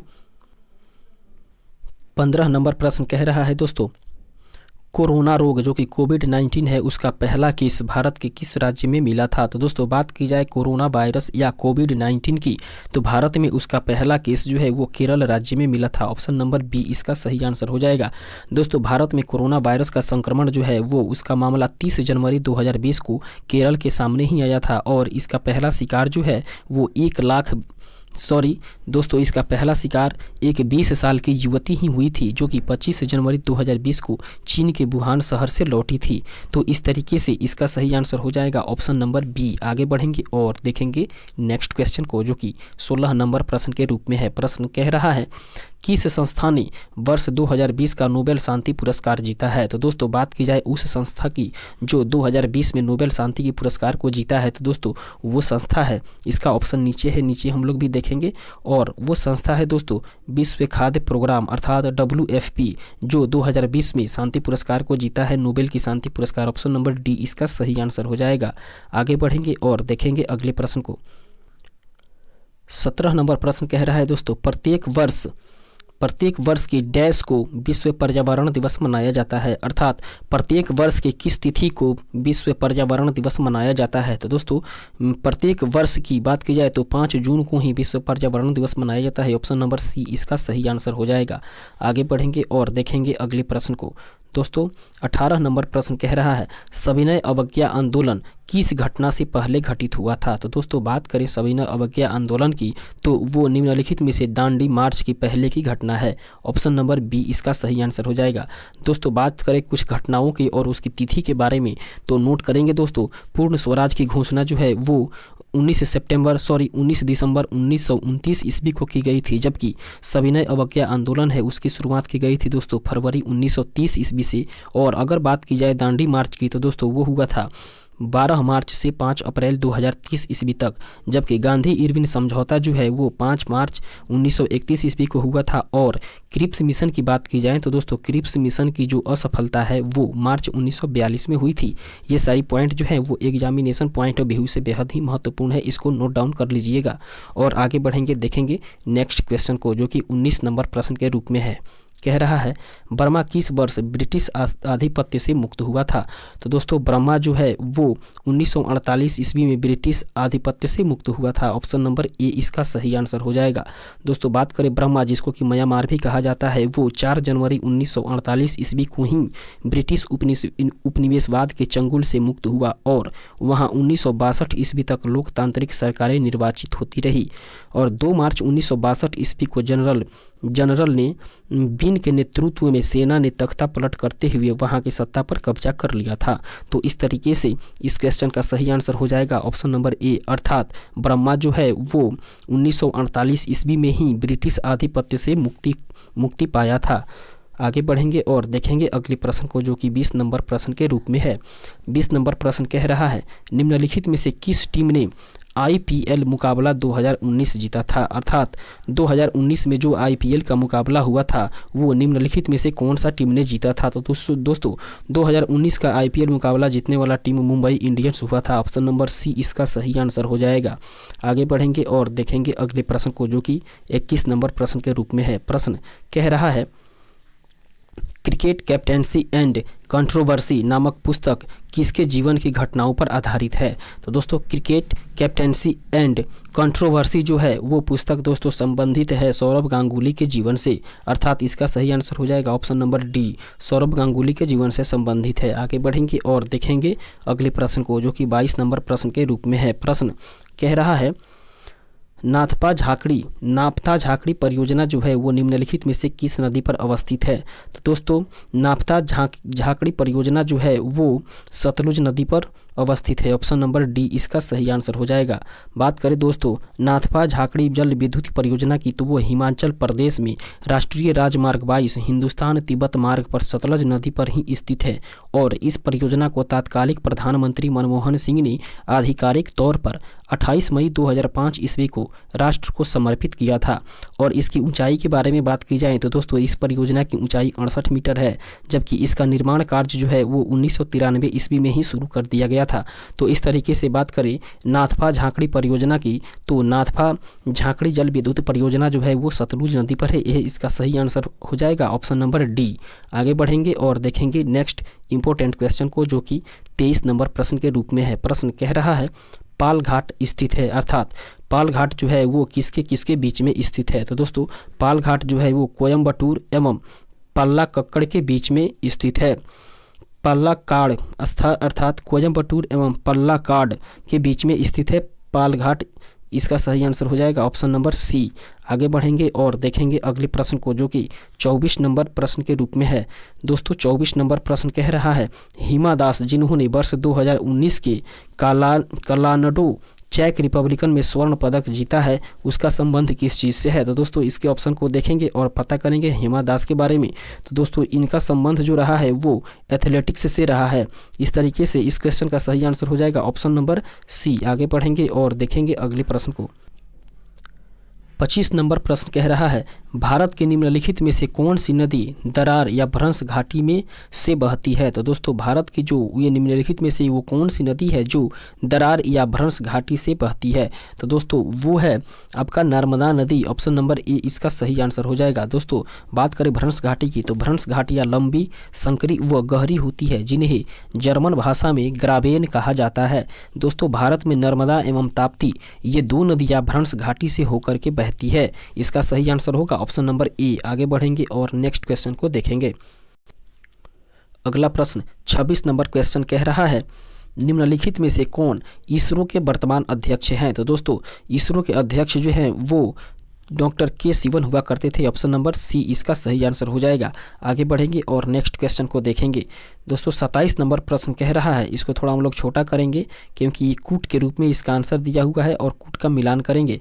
27 नंबर प्रश्न कह रहा है दोस्तों कि निम्नलिखित को सुमेलित करना है। एक तरफ पुस्तक है जबकि दूसरी तरफ उस पुस्तक के लेखक हैं, तो इसका सही आंसर मिलान करना है। दोस्तों देखेंगे पहला पुस्तक है I do what I do, इसका लेखक कौन है दोस्तों? तो इसके लेखक हैं दोस्तों रघुराम राजन। आगे बढ़ेंगे माई कंट्री माई लाइफ, जिसके लेखक हैं दोस्तों इसके बारे में पता करें तो इसके लेखक हो जाएंगे LK अडवाणी। अर्थात एक का जो है वो सी से मिलान करेंगे और 2 नंबर जो है उसका मिलान डी से करेंगे, जबकि 3 नंबर जो है उसके मिलान के लिए दोस्तों हम लोग देखेंगे डिस्कवरी ऑफ इंडिया, जो कि पंडित जवाहरलाल नेहरू की रचना है, इसका मिलान हो जाएगा बी से। और बात करें 4 की, जो कि इम्परफेक्ट है, इसका लेखक हो जाएंगे दोस्तों ऑप्शन नंबर ए अर्थात संजय मांजरेकर। ऑप्शन नंबर ए। इस तरीके से हम लोग देखेंगे 1 का मिलान हो रहा है दोस्तों 3 से। उसके बाद में हम लोग देखेंगे 2 का मिलान हो रहा है डी से। तो इस तरीके से इसका सही आंसर हो जाएगा ऑप्शन नंबर सी। आगे बढ़ेंगे और नेक्स्ट क्वेश्चन को देखेंगे। 28 नंबर प्रश्न कह रहा है पेसो निम्नलिखित में से किस देश की मौद्रिक इकाई है। तो दोस्तों बात करें पेसो की तो वो है दोस्तों फिलीपींस देश की मौद्रिक इकाई। ऑप्शन नंबर डी इसका सही आंसर हो जाएगा। आगे बढ़ेंगे और देखेंगे नेक्स्ट इंपॉर्टेंट क्वेश्चन जो कि 29 नंबर प्रश्न के रूप में है। कह रहा है अक्टूबर 2020 में किसने न्यूजीलैंड के प्रधानमंत्री के रूप में अपना दूसरा कार्यकाल को जीता। तो दोस्तों वो हैं इस तरीके से जेसिंडा और अर्डर्न। ऑप्शन नंबर बी इसका सही आंसर हो जाएगा, अर्थात Jacinda Ardern. Option number B इसका सही आंसर हो जाएगा। नेक्स्ट क्वेश्चन को देखेंगे जो कि 30 नंबर के रूप में है। 30 नंबर प्रश्न कह रहा है महिला उद्यमियों को सूक्ष्म वित्त उपलब्ध करवाने वाली योजना कौन है। तो दोस्तों महिला उद्यमियों को सूक्ष्म वित्त उपलब्ध करवाने वाली जो योजना है वह है दोस्तों महिला समृद्धि योजना। ऑप्शन नंबर सी इसका सही आंसर हो जाएगा। दोस्तों आगे बढ़ेंगे और देखेंगे अगले प्रश्न को जो कि 31 नंबर के रूप में है। 31 नंबर प्रश्न कह रहा है किस प्रधानमंत्री के द्वारा 73वां संविधान संशोधन विधेयक लोकसभा में प्रस्तुत किया गया। तो दोस्तों 73वां संविधान संशोधन जो है वो विधेयक पेश किया गया है दोस्तों बीपी नरसिम्हा राव के द्वारा। ऑप्शन नंबर बी इसका सही आंसर हो जाएगा। बात करें 73वां संविधान संशोधन का तो दोस्तों 1992 ईस्वी में तत्कालिक प्रधानमंत्री जो कि बीपी नरसिम्हा राव हुआ करते थे उनके कार्यकाल में ही प्रभावी हुआ था और इस संशोधन के द्वारा पंचायती राज व्यवस्था को संवैधानिक मान्यता मिल गई थी। तो इसका सही आंसर होगा ऑप्शन नंबर बी। आगे बढ़ेंगे और देखेंगे अगले प्रश्न को जो कि 32 नंबर प्रश्न है। कह रहा है राजा रवि वर्मा कौन थे। तो दोस्तों राजा रवि वर्मा जो थे वे थे एक चित्रकार। ऑप्शन नंबर ए इसका सही आंसर हो जाएगा। दोस्तों बात करें राजा रवि वर्मा की तो वो भारत के विख्यात चित्रकार हुआ करते थे जिनका जन्म जो है वो 29 अप्रैल 1848 ईस्वी को किलीमानूर जो कि त्रावणकोर में है वहाँ पर हुआ था।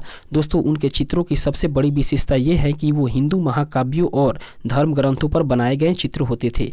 आगे बढ़ेंगे और नेक्स्ट क्वेश्चन को देखेंगे जो कि 33 नंबर प्रश्न कह रहा है पंजाब में भूमि क्षति का प्रमुख कारण क्या है। तो दोस्तों पंजाब में भूमि क्षति का प्रमुख कारण है अति सिंचाई। ऑप्शन नंबर सी इसका सही आंसर हो जाएगा। नेक्स्ट क्वेश्चन को देखेंगे 34 नंबर प्रश्न कह रहा है निम्नलिखित में से किसने तीनों गोलमेज सम्मेलन में भाग लिया था। तो दोस्तों बात करें तीनों गोलमेज सम्मेलन में तो तीनों गोलमेज सम्मेलन में भाग लेने वाले हैं दोस्तों BR अम्बेडकर, अर्थात इसका सही आंसर हो जाएगा ऑप्शन नंबर डी, अर्थात भीमराव अम्बेडकर ही हैं जो कि तीनों गोलमेज सम्मेलन में भाग लिया था। आगे बढ़ेंगे और देखेंगे अगले प्रश्न को। 35 नंबर प्रश्न कह रहा है निम्नलिखित में से कौन सा युग्म सुमेलित नहीं है, अर्थात संविधान निर्मात्री सभा की समिति, अर्थात संविधान निर्मात्री सभा अध्यक्ष की समिति जो है उसका सुमेलन हम लोग देखेंगे कौन है कौन नहीं है। तो दोस्तों संचालन समिति GV मामलेंकर ये दोस्तों ये सुमेलित नहीं है। तो इसका सही आंसर हो जाएगा ऑप्शन नंबर ए। आगे बढ़ेंगे और देखेंगे अगले प्रश्न को जो कि 36 नंबर के रूप में है। 36 नंबर प्रश्न कह रहा है भारतीय ध्वज संहिता कब से प्रभावी हुई थी। तो दोस्तों भारतीय ध्वज संहिता है जो है वो प्रभावित हुई थी 2002 ईस्वी से। ऑप्शन नंबर डी इसका सही आंसर हो जाएगा। दोस्तों भारतीय ध्वज संहिता अर्थात तिरंगा झंडे को फहराने व प्रयोग करने के बारे में वर्णित किया गया है, निर्देश दिया गया है और इस संहिता को 26 जनवरी 2002 ईस्वी से ही लागू किया गया था। तो इस तरीके से इस क्वेश्चन का सही आंसर हो जाएगा ऑप्शन नंबर डी। आगे बढ़ेंगे और देखेंगे नेक्स्ट इंपॉर्टेंट क्वेश्चन जो कि 37 नंबर के रूप में है। कह रहा है निम्नलिखित में से किसे प्रवासी भारतीय सम्मान 2019 से पुरस्कृत किया गया है। तो दोस्तों 2019 के प्रवासी भारतीय पुरस्कार से सम्मानित करने वाले हैं दोस्तों राजेंद्र कुमार जोशी को। ऑप्शन नंबर बी इसका सही आंसर हो जाएगा। नेक्स्ट क्वेश्चन 38 नंबर प्रश्न कह रहा है समुद्र में सबसे लंबा समुद्र तट जो कि सी बीच है वो कहाँ पर है। तो दोस्तों वो है आपका मरीना बीच में। ऑप्शन नंबर डी इसका सही आंसर हो जाएगा। आगे बढ़ेंगे और नेक्स्ट क्वेश्चन को देखेंगे। 39 नंबर प्रश्न कह रहा है निम्नलिखित में से कौन सी समिति को प्रकलन समिति की जुड़वा बहन कहा जाता है। तो दोस्तों बात करें प्रकलन समिति के जुड़वा बहन को तो वो कहा जाता है लोक लेखा समिति को। ऑप्शन नंबर ए इसका सही आंसर हो जाएगा। दोस्तों प्रकलन समिति की जुड़वा बहन के रूप में ज्ञात लोक लेखा समिति को ही 22 शब्द को ही कहा जाता है जिसमें 22 सदस्य होते हैं और जिसमें से 15 सदस्य जो हैं वो लोकसभा के द्वारा जबकि 7 सदस्य जो हैं वो राज्यसभा के द्वारा 1 वर्ष के लिए निर्वाचित किए जाते हैं और इसे लघु लोकसभा भी कहा जाता है। तो इस तरीके से जुड़वा बहन जो है वो लोक लेखा समिति को कहा जाता है। ऑप्शन नंबर ए इसका सही आंसर हो जाएगा। आगे बढ़ेंगे और देखेंगे नेक्स्ट क्वेश्चन जो कि 40 नंबर के रूप में है। प्रश्न कह रहा है भारत में अंग्रेजी शिक्षा किसने प्रारंभ की थी। तो दोस्तों भारत में अंग्रेजी शिक्षा जो है वो मैकाले ने प्रारंभ की थी। ऑप्शन नंबर बी इसका सही आंसर हो जाएगा। आगे बढ़ेंगे और देखेंगे अगले प्रश्न को, जो कि 41 नंबर के रूप में है। 41 नंबर प्रश्न कह रहा है, आर्थिक क्रियाकलापों में अल्पकालिक संकुचन और विस्तार को क्या कहते हैं? तो दोस्तों आर्थिक क्रियाकलापों में अल्पकालिक संकुचन एवं विस्तार को दोस्तों कहा जाता है व्यवसाय चक्र। ऑप्शन नंबर डी इसका सही आंसर हो जाएगा। नेक्स्ट क्वेश्चन को देखेंगे। 42 नंबर प्रश्न कह रहा है दोस्तों, निम्नलिखित में से कौन सा क्षेत्र कोयला भंडार में सबसे अधिक समृद्ध है? तो दोस्तों बात की जाए उस क्षेत्र की जो कोयला भंडार के लिए सबसे ज़्यादा समृद्ध है, तो निम्नलिखित ऑप्शन में से दामोदर घाटी ऑप्शन सही हो जाएगा, अर्थात ऑप्शन नंबर बी इसका सही आंसर हो जाएगा। अर्थात दामोदर घाटी का जो क्षेत्र है वो कोयला भंडार के लिए सबसे अधिक समृद्ध है। आगे बढ़ेंगे और देखेंगे अगले प्रश्न को, जो कि 43 नंबर के रूप में है। 43 नंबर प्रश्न कह रहा है, मध्यवर्ती क्षेत्रों में गहन वाष्पन के कारण होने वाली वर्षा को क्या कहते हैं? तो दोस्तों भूमध्य क्षेत्रों में गहन वाष्पन के कारण होने वाली वर्षा को दोस्तों कहा जाता है संवहनीय वर्षा। ऑप्शन नंबर डी इसका सही आंसर हो जाएगा। दोस्तों भूतल के बहुत गर्म हो जाने पर हल्की वायु हो जाती है। दोस्तों वायु जो है वहाँ हल्की हो जाती है। जब भूतल अधिक गर्म होता है तो उस क्षेत्र का जितना भी वायु होता है वो बहुत हल्की हो जाती है, और हल्की वायु जो है वो ऊपर उठकर संवहनीय धाराओं का निर्माण करती है, जो ऊपर जाकर यह वायु जो है वो ठंडी हो जाती है तथा इसमें उपस्थित जो जल वाष्प है वो संघनन होने लगता है, और संघनन से कपासी मेघ बनते हैं, जिससे घनाघोर बारिश होती है, और इसे ही कहा जाता है दोस्तों संवहनीय वर्षा। तो इस तरीके से इसका सही आंसर हो जाएगा ऑप्शन नंबर डी, अर्थात भूमध्यवर्ती क्षेत्र में जो है वो गहन वाष्पन के कारण ही होने वाली वर्षा को संवहनीय वर्षा कहा जाता है। आगे बढ़ेंगे और देखेंगे 44 नंबर प्रश्न को। 44 नंबर प्रश्न कह रहा है, वॉल स्ट्रीट में शेयरों के मूल्य अत्यधिक गिर जाने से क्या प्रभाव पड़ता है? तो दोस्तों वॉल स्ट्रीट में शेयरों के मूल्य अत्यधिक गिर जाने से उसके ऊपर प्रभाव पड़ता है दोस्तों महामंदी होती है। ऑप्शन नंबर डी इसका सही आंसर हो जाएगा। आगे बढ़ेंगे और देखेंगे अगले प्रश्न को, जो कि 45 नंबर प्रश्न के रूप में है। कह रहा है, गंधार कला किन दो कलाओं का संयोजन है? तो दोस्तों गंधार कला जो है वो हिंद यूनानी कलाओं का संयोजन है। ऑप्शन नंबर बी इसका सही आंसर हो जाएगा। आगे बढ़ेंगे और देखेंगे अगले प्रश्न को। 46 नंबर प्रश्न कह रहा है, नंदा देवी चोटी किस राज्य में स्थित है? तो दोस्तों बात करें नंदा देवी चोटी के बारे में तो वह उत्तराखंड राज्य में स्थित है। ऑप्शन नंबर बी इसका सही आंसर हो जाएगा। आगे बढ़ेंगे और देखेंगे अगले प्रश्न को, जो कि 47 नंबर के रूप में है। कह रहा है, निम्नलिखित में से कौन से उद्योग को सूर्योदय उद्योग कहा जाता है? तो दोस्तों बात करें सूर्योदय उद्योग के बारे में तो वो कहा जाता है सूचना प्रौद्योगिकी नामक उद्योग को। आगे बढ़ेंगे, इसका सही आंसर होगा option number C. Next question को देखेंगे, जो कि 48 नंबर प्रश्न के रूप में है। 48 नंबर प्रश्न कह रहा है, भारत में वित्त आयोग की नियुक्ति कौन करता है? तो दोस्तों भारत में वित्त आयोग की नियुक्ति जो है वो भारत के राष्ट्रपति किया करते हैं। ऑप्शन नंबर सी इसका सही आंसर हो जाएगा। आगे बढ़ेंगे, नेक्स्ट क्वेश्चन को देखेंगे। 49 नंबर प्रश्न कह रहा है, निम्नलिखित में से कौन सा अंतर्राष्ट्रीय पुरस्कार पत्रकारिता के क्षेत्र में सर्वोत्तम योगदान के लिए दिया जाता है? दोस्तों पत्रकारिता के क्षेत्र में दिए जाने वाला सम्मान है वो है पुलित्जर पुरस्कार। ऑप्शन नंबर सी इसका सही आंसर हो जाएगा। बात करें दोस्तों पुलित्जर पुरस्कार की तो 1917 ईस्वी में प्रारंभ किया गया यह पुरस्कार अमेरिकी प्रकाशक जो हैं वो जोसेफ पुलित्जर के नाम पर ही पत्रकारिता के क्षेत्र में असाधारण योगदान करने के लिए दिया जाता है। दोस्तों याद रहे कि पत्रकारिता के क्षेत्र में विश्व का सबसे पहला प्रतिष्ठित पुरस्कार जो है वो कोलंबिया विश्वविद्यालय के द्वारा ही प्रदान किया जाता है। आगे बढ़ेंगे और देखेंगे नेक्स्ट इंपॉर्टेंट क्वेश्चन को, जो कि 50 नंबर के रूप में है। कह रहा है, अलीगढ़ में स्थित जामिया मिलिया इस्लामिया विश्वविद्यालय के प्रथम कुलपति कौन थे? तो दोस्तों अलीगढ़ में स्थित जामिया मिलिया इस्लामिया विश्वविद्यालय के प्रथम कुलपति जो हैं वे हाकिम अमजद खान हुआ करते थे, अर्थात Hakim Ajmal Khan. Option number C इसका सही आंसर हो जाएगा, हाकिम अजमल खान। आगे बढ़ेंगे और देखेंगे अगले क्वेश्चन को। 55 नंबर प्रश्न कह रहा है, निम्न परिपथ में ए एवं बी के मध्य तुल्य प्रतिरोध कितना होगा? तो दोस्तों ये जो चित्र दिया गया है इसको सॉल्व करने के बाद इसका सही आंसर हो जाएगा ऑप्शन नंबर सी, अर्थात इसका प्रतिरोध जो है वो 2 ओम का होगा। इस तरीके से आगे बढ़ेंगे और देखेंगे अगले प्रश्न को। 56 नंबर प्रश्न कह रहा है, निम्नलिखित में से कौन सा लौह अयस्क सर्वोत्तम गुणवत्ता वाला है? तो दोस्तों बात करें सर्वोत्तम गुण वाले लौह अयस्क का तो वो है दोस्तों मैग्नेटाइट। ऑप्शन नंबर बी इसका सही आंसर हो जाएगा। आगे बढ़ेंगे और देखेंगे अगले प्रश्न को। 58 नंबर प्रश्न कह रहा है, इस दोस्तों इसके पहले का जो प्रश्न है वो मैथमेटिक्स से संबंधित है, तो उसको हम लोग स्किप करके चल रहे हैं और अब हम लोग देखेंगे 58 नंबर प्रश्न को, जो कह रहा है निम्न में से कौन सा जीवाश्मी ईंधन नहीं है। तो दोस्तों बात करें जीवाश्मी ईंधन निम्नलिखित में से कौन है, कौन नहीं है, तो वो है दोस्तों परमाणु ऊर्जा। ऑप्शन नंबर डी इसका सही आंसर हो जाएगा। दोस्तों बात करें जीवाश्मी ईंधन की, तो ये एक प्रकार की कई वर्षों से दोस्तों कई वर्ष पहले बना एक प्राकृतिक ईंधन होता है, जो यह लगभग जो है वो 65 करोड़ वर्ष पूर्व दफन मृत जीवों और पौधों के अवायवीय अपघटन से ही बनता है और यह ईंधन जो है वो पेट्रोल, डीजल, कोयला, बासुलेट आदि के रूप में ही प्राप्त किया जाता है।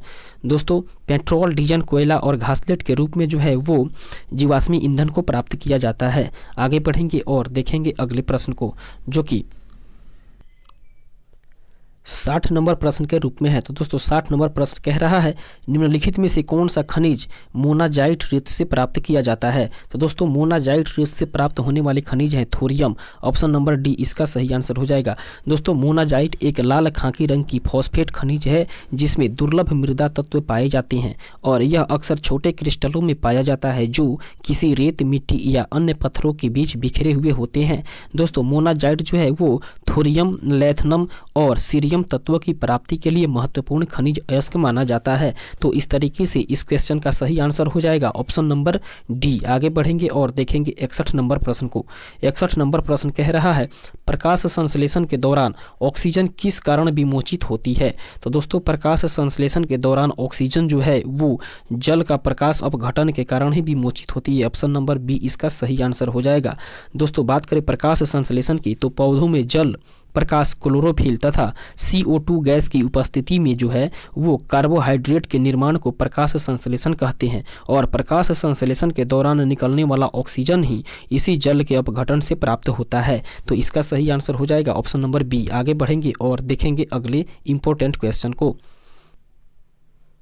86 नंबर प्रश्न कह रहा है निम्नलिखित में से कौन सा ऊर्जा का स्रोत गैर नवीकरणीय है। तो दोस्तों ऊर्जा का गैर नवीकरणीय स्रोत जो है वो है कोयला। ऑप्शन नंबर बी इसका सही आंसर हो जाएगा।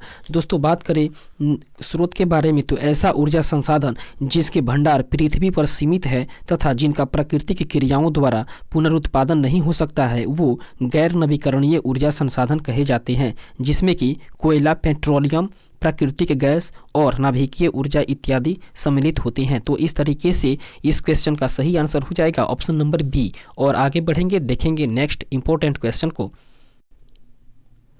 88 नंबर प्रश्न कह रहा है इनुसिलिन तथा ग्लूकेगोन जो है वो हार्मोन शरीर के किस हिस्से से स्रावित होता है। तो दोस्तों इनुसिलिन तथा ग्लूकेगोन जो हार्मोन है वो शरीर के अग्न्याशय से स्रावित होता है। ऑप्शन नंबर सी इसका सही आंसर हो जाएगा। आगे बढ़ेंगे और देखेंगे नेक्स्ट क्वेश्चन को। 91 नंबर प्रश्न कह रहा है निम्नलिखित में से कौन सी गैस हंसाने वाली गैस के रूप में भी जानी जाती है। अर्थात नीचे जो 4 गैसें दी हुई है उसमें से किस गैस को लाफिंग गैस भी कहा जाता है या हंसाने वाली गैस भी कहा जाता है। तो दोस्तों वो गैस है nitrous oxide. Option number C इसका सही आंसर हो जाएगा। दोस्तों बात करें नाइट्रस ऑक्साइड की, तो इसका रासायनिक सूत्र होता है N2O जो हंसाने वाली गैस होती है जिसको कि लाफिंग गैस भी कहा जाता है। दोस्तों सामान्य ताप पर यह रंगहीन और अज्वलनशील तथा मोहक गंध के लिए हल्के मीठे स्वाद की होती है और इसका प्रयोग जो है वो शल्य क्रिया और दंत चिकित्सा में भी होता है। आगे बढ़ेंगे और नेक्स्ट क्वेश्चन को देखेंगे जो कि 92 नंबर प्रश्न में है। दोस्तों 92 नंबर क्वेश्चन कह रहा है माँ के दूध में पाए जाने वाला प्रतिरक्षी निम्नलिखित में से कौन सा है। तो दोस्तों माँ के दूध में पाए जाने वाला प्रतिरक्षी जो है वो है AGA अर्थात LGA। ऑप्शन नंबर ए इसका सही आंसर हो जाएगा LGA। आगे बढ़ेंगे और नेक्स्ट क्वेश्चन को देखेंगे। 97 नंबर प्रश्न कह रहा है निम्नलिखित में से कौन सा रोग विषाणु से होता है। तो दोस्तों बात करें विषाणु से होने वाले रोग की, तो वो है निम्नलिखित में से चिकन पॉक्स अर्थात छोटी माता जो कि विषाणु से होती है। ऑप्शन नंबर सी इसका सही आंसर हो जाएगा। दोस्तों छोटी माता या चिकन पॉक्स जो है जो बेरीसेल्सा जोस्टर वायरस से फैलने वाली एक संक्रामक बीमारी है और इसके संक्रमण से पूरे शरीर में फुंसियों जैसी चकतियाँ जो है वो विकसित हो जाती है और यह ज़्यादातर 1 से 10 साल के बच्चों में ही देखने को मिलता है। है। तो इस तरीके से विषाणु से होने वाला निम्नलिखित में से वो बीमारी है चिकन पॉक्स, जिसको छोटी माता भी बोला जाता है। आगे बढ़ेंगे और देखेंगे 98 नंबर प्रश्न को। 98 नंबर प्रश्न कह रहा है आलू क्या है। तो दोस्तों आलू जो है वो एक डंठल है। ऑप्शन नंबर बी इसका सही आंसर हो जाएगा। आगे बढ़ेंगे और नेक्स्ट क्वेश्चन को देखेंगे जो कि 99 नंबर के रूप में है। 99 नंबर प्रश्न कह रहा है दोस्तों कौन सा हार्मोन रक्त में शर्करा की मात्रा नियंत्रित करता है। तो दोस्तों वो हार्मोन है जो शरीर में रक्त में शर्करा की मात्रा को नियंत्रित करता है, वो हार्मोन है दोस्तों इंसुलिन। अर्थात इंसुलिन हार्मोन ही है जो कि रक्त में शर्करा की मात्रा को नियंत्रित करता है। इस तरीके से इसका सही आंसर होगा ऑप्शन नंबर डी। आगे बढ़ेंगे और देखेंगे अगले प्रश्न को। 100 नंबर प्रश्न कह रहा है दोस्तों यदि विद्युत प्रतिरोध कम करना हो तो प्रतिरोधकों की संख्या को किससे जोड़ना चाहिए। तो दोस्तों अगर विद्युत प्रतिरोध को कम करना हो तो प्रतिरोधकों की संख्या को दोस्तों समांतर श्रेणी में जोड़ा जाना चाहिए। ऑप्शन नंबर बी इसका सही आंसर हो जाएगा। आगे बढ़ेंगे और देखेंगे अगले प्रश्न को जो कि 101 नंबर है और ये कंप्यूटर से संबंधित है। तो दोस्तों कंप्यूटर के संदर्भ में वेट बेयर क्या होता है। तो दोस्तों कंप्यूटर के संदर्भ में वेट बेयर जो है वो मानव मस्तिष्क है। ऑप्शन नंबर सी इसका सही आंसर हो जाएगा। नेक्स्ट क्वेश्चन 102 नंबर प्रश्न कह रहा है समताप मंडल में पराबैंगनी किरण किसके द्वारा अवशोषित किया जाता है। तो दोस्तों समताप मंडल में जो पराबैंगनी किरणें हैं वो अवशोषित किया जाता है दोस्तों ओजोन के द्वारा। ऑप्शन नंबर बी इसका सही आंसर हो जाएगा। आगे बढ़ेंगे और नेक्स्ट क्वेश्चन को देखेंगे जो 103 नंबर प्रश्न है। 103 नंबर प्रश्न को थोड़ा हम लोग छोटा करेंगे ताकि पूरा का पूरा ऑप्शन दिखाई दे। और अब पढ़ेंगे 103 नंबर प्रश्न को। कह रहा है समान तत्व के सभी आइसोटोप्स में क्या होता है। तो दोस्तों समान तत्व के सभी आइसोटोप्स में जो होता है दोस्तों वो एक जैसी परमाणविक क्रमांक किंतु भिन्न परमाणविक संहति। ऑप्शन नंबर सी इसका सही आंसर हो जाएगा। एक जैसी परमाणविक क्रमांक और किंतु भिन्न परमाणविक संहति होती है। आगे बढ़ेंगे और देखेंगे अगले प्रश्न को जो कि 104 नंबर के प्रश्न के रूप में है। 104 नंबर प्रश्न कह रहा है दोस्तों नाइट्रिक अम्ल निम्नलिखित में से किसके साथ अभिक्रिया नहीं करता है। तो दोस्तों बात करें नाइट्रिक अम्ल की तो वो निम्नलिखित में से स्वर्ण के साथ अभिक्रिया नहीं करता है। ऑप्शन नंबर ए इसका सही आंसर हो जाएगा। आगे बढ़ेंगे और देखेंगे अगले प्रश्न को जो कि 105 के रूप में है। 105 नंबर प्रश्न कह रहा है बिजली के हीटर में कौन सी सामग्री प्रयुक्त होती है। तो दोस्तों बिजली के हीटर में प्रयुक्त होने वाली सामग्री है नाइक्रोम। ऑप्शन नंबर बी इसका सही आंसर हो जाएगा। दोस्तों नाइक्रोम निकेल क्रोमियम और लोहा की मिश्र धातु होती है।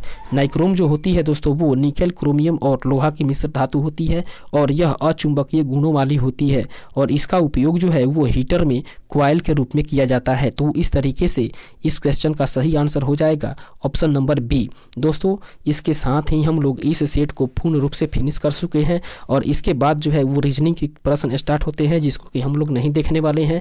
और कुल मिलाकर हम लोगों ने अभी तक इस पुस्तक में जो 33 सेट हैं उसको पूर्ण रूप से हम लोगों ने कवर कर लिया है जो कि एग्जामिनेशन पॉइंट ऑफ व्यू से काफ़ी रामबाण साबित हो सकती है। दोस्तों वीडियो अगर अच्छा लगे तो लाइक शेयर कमेंट और चैनल को सब्सक्राइब न भूलिएगा। दोस्तों वीडियो देखने के लिए धन्यवाद।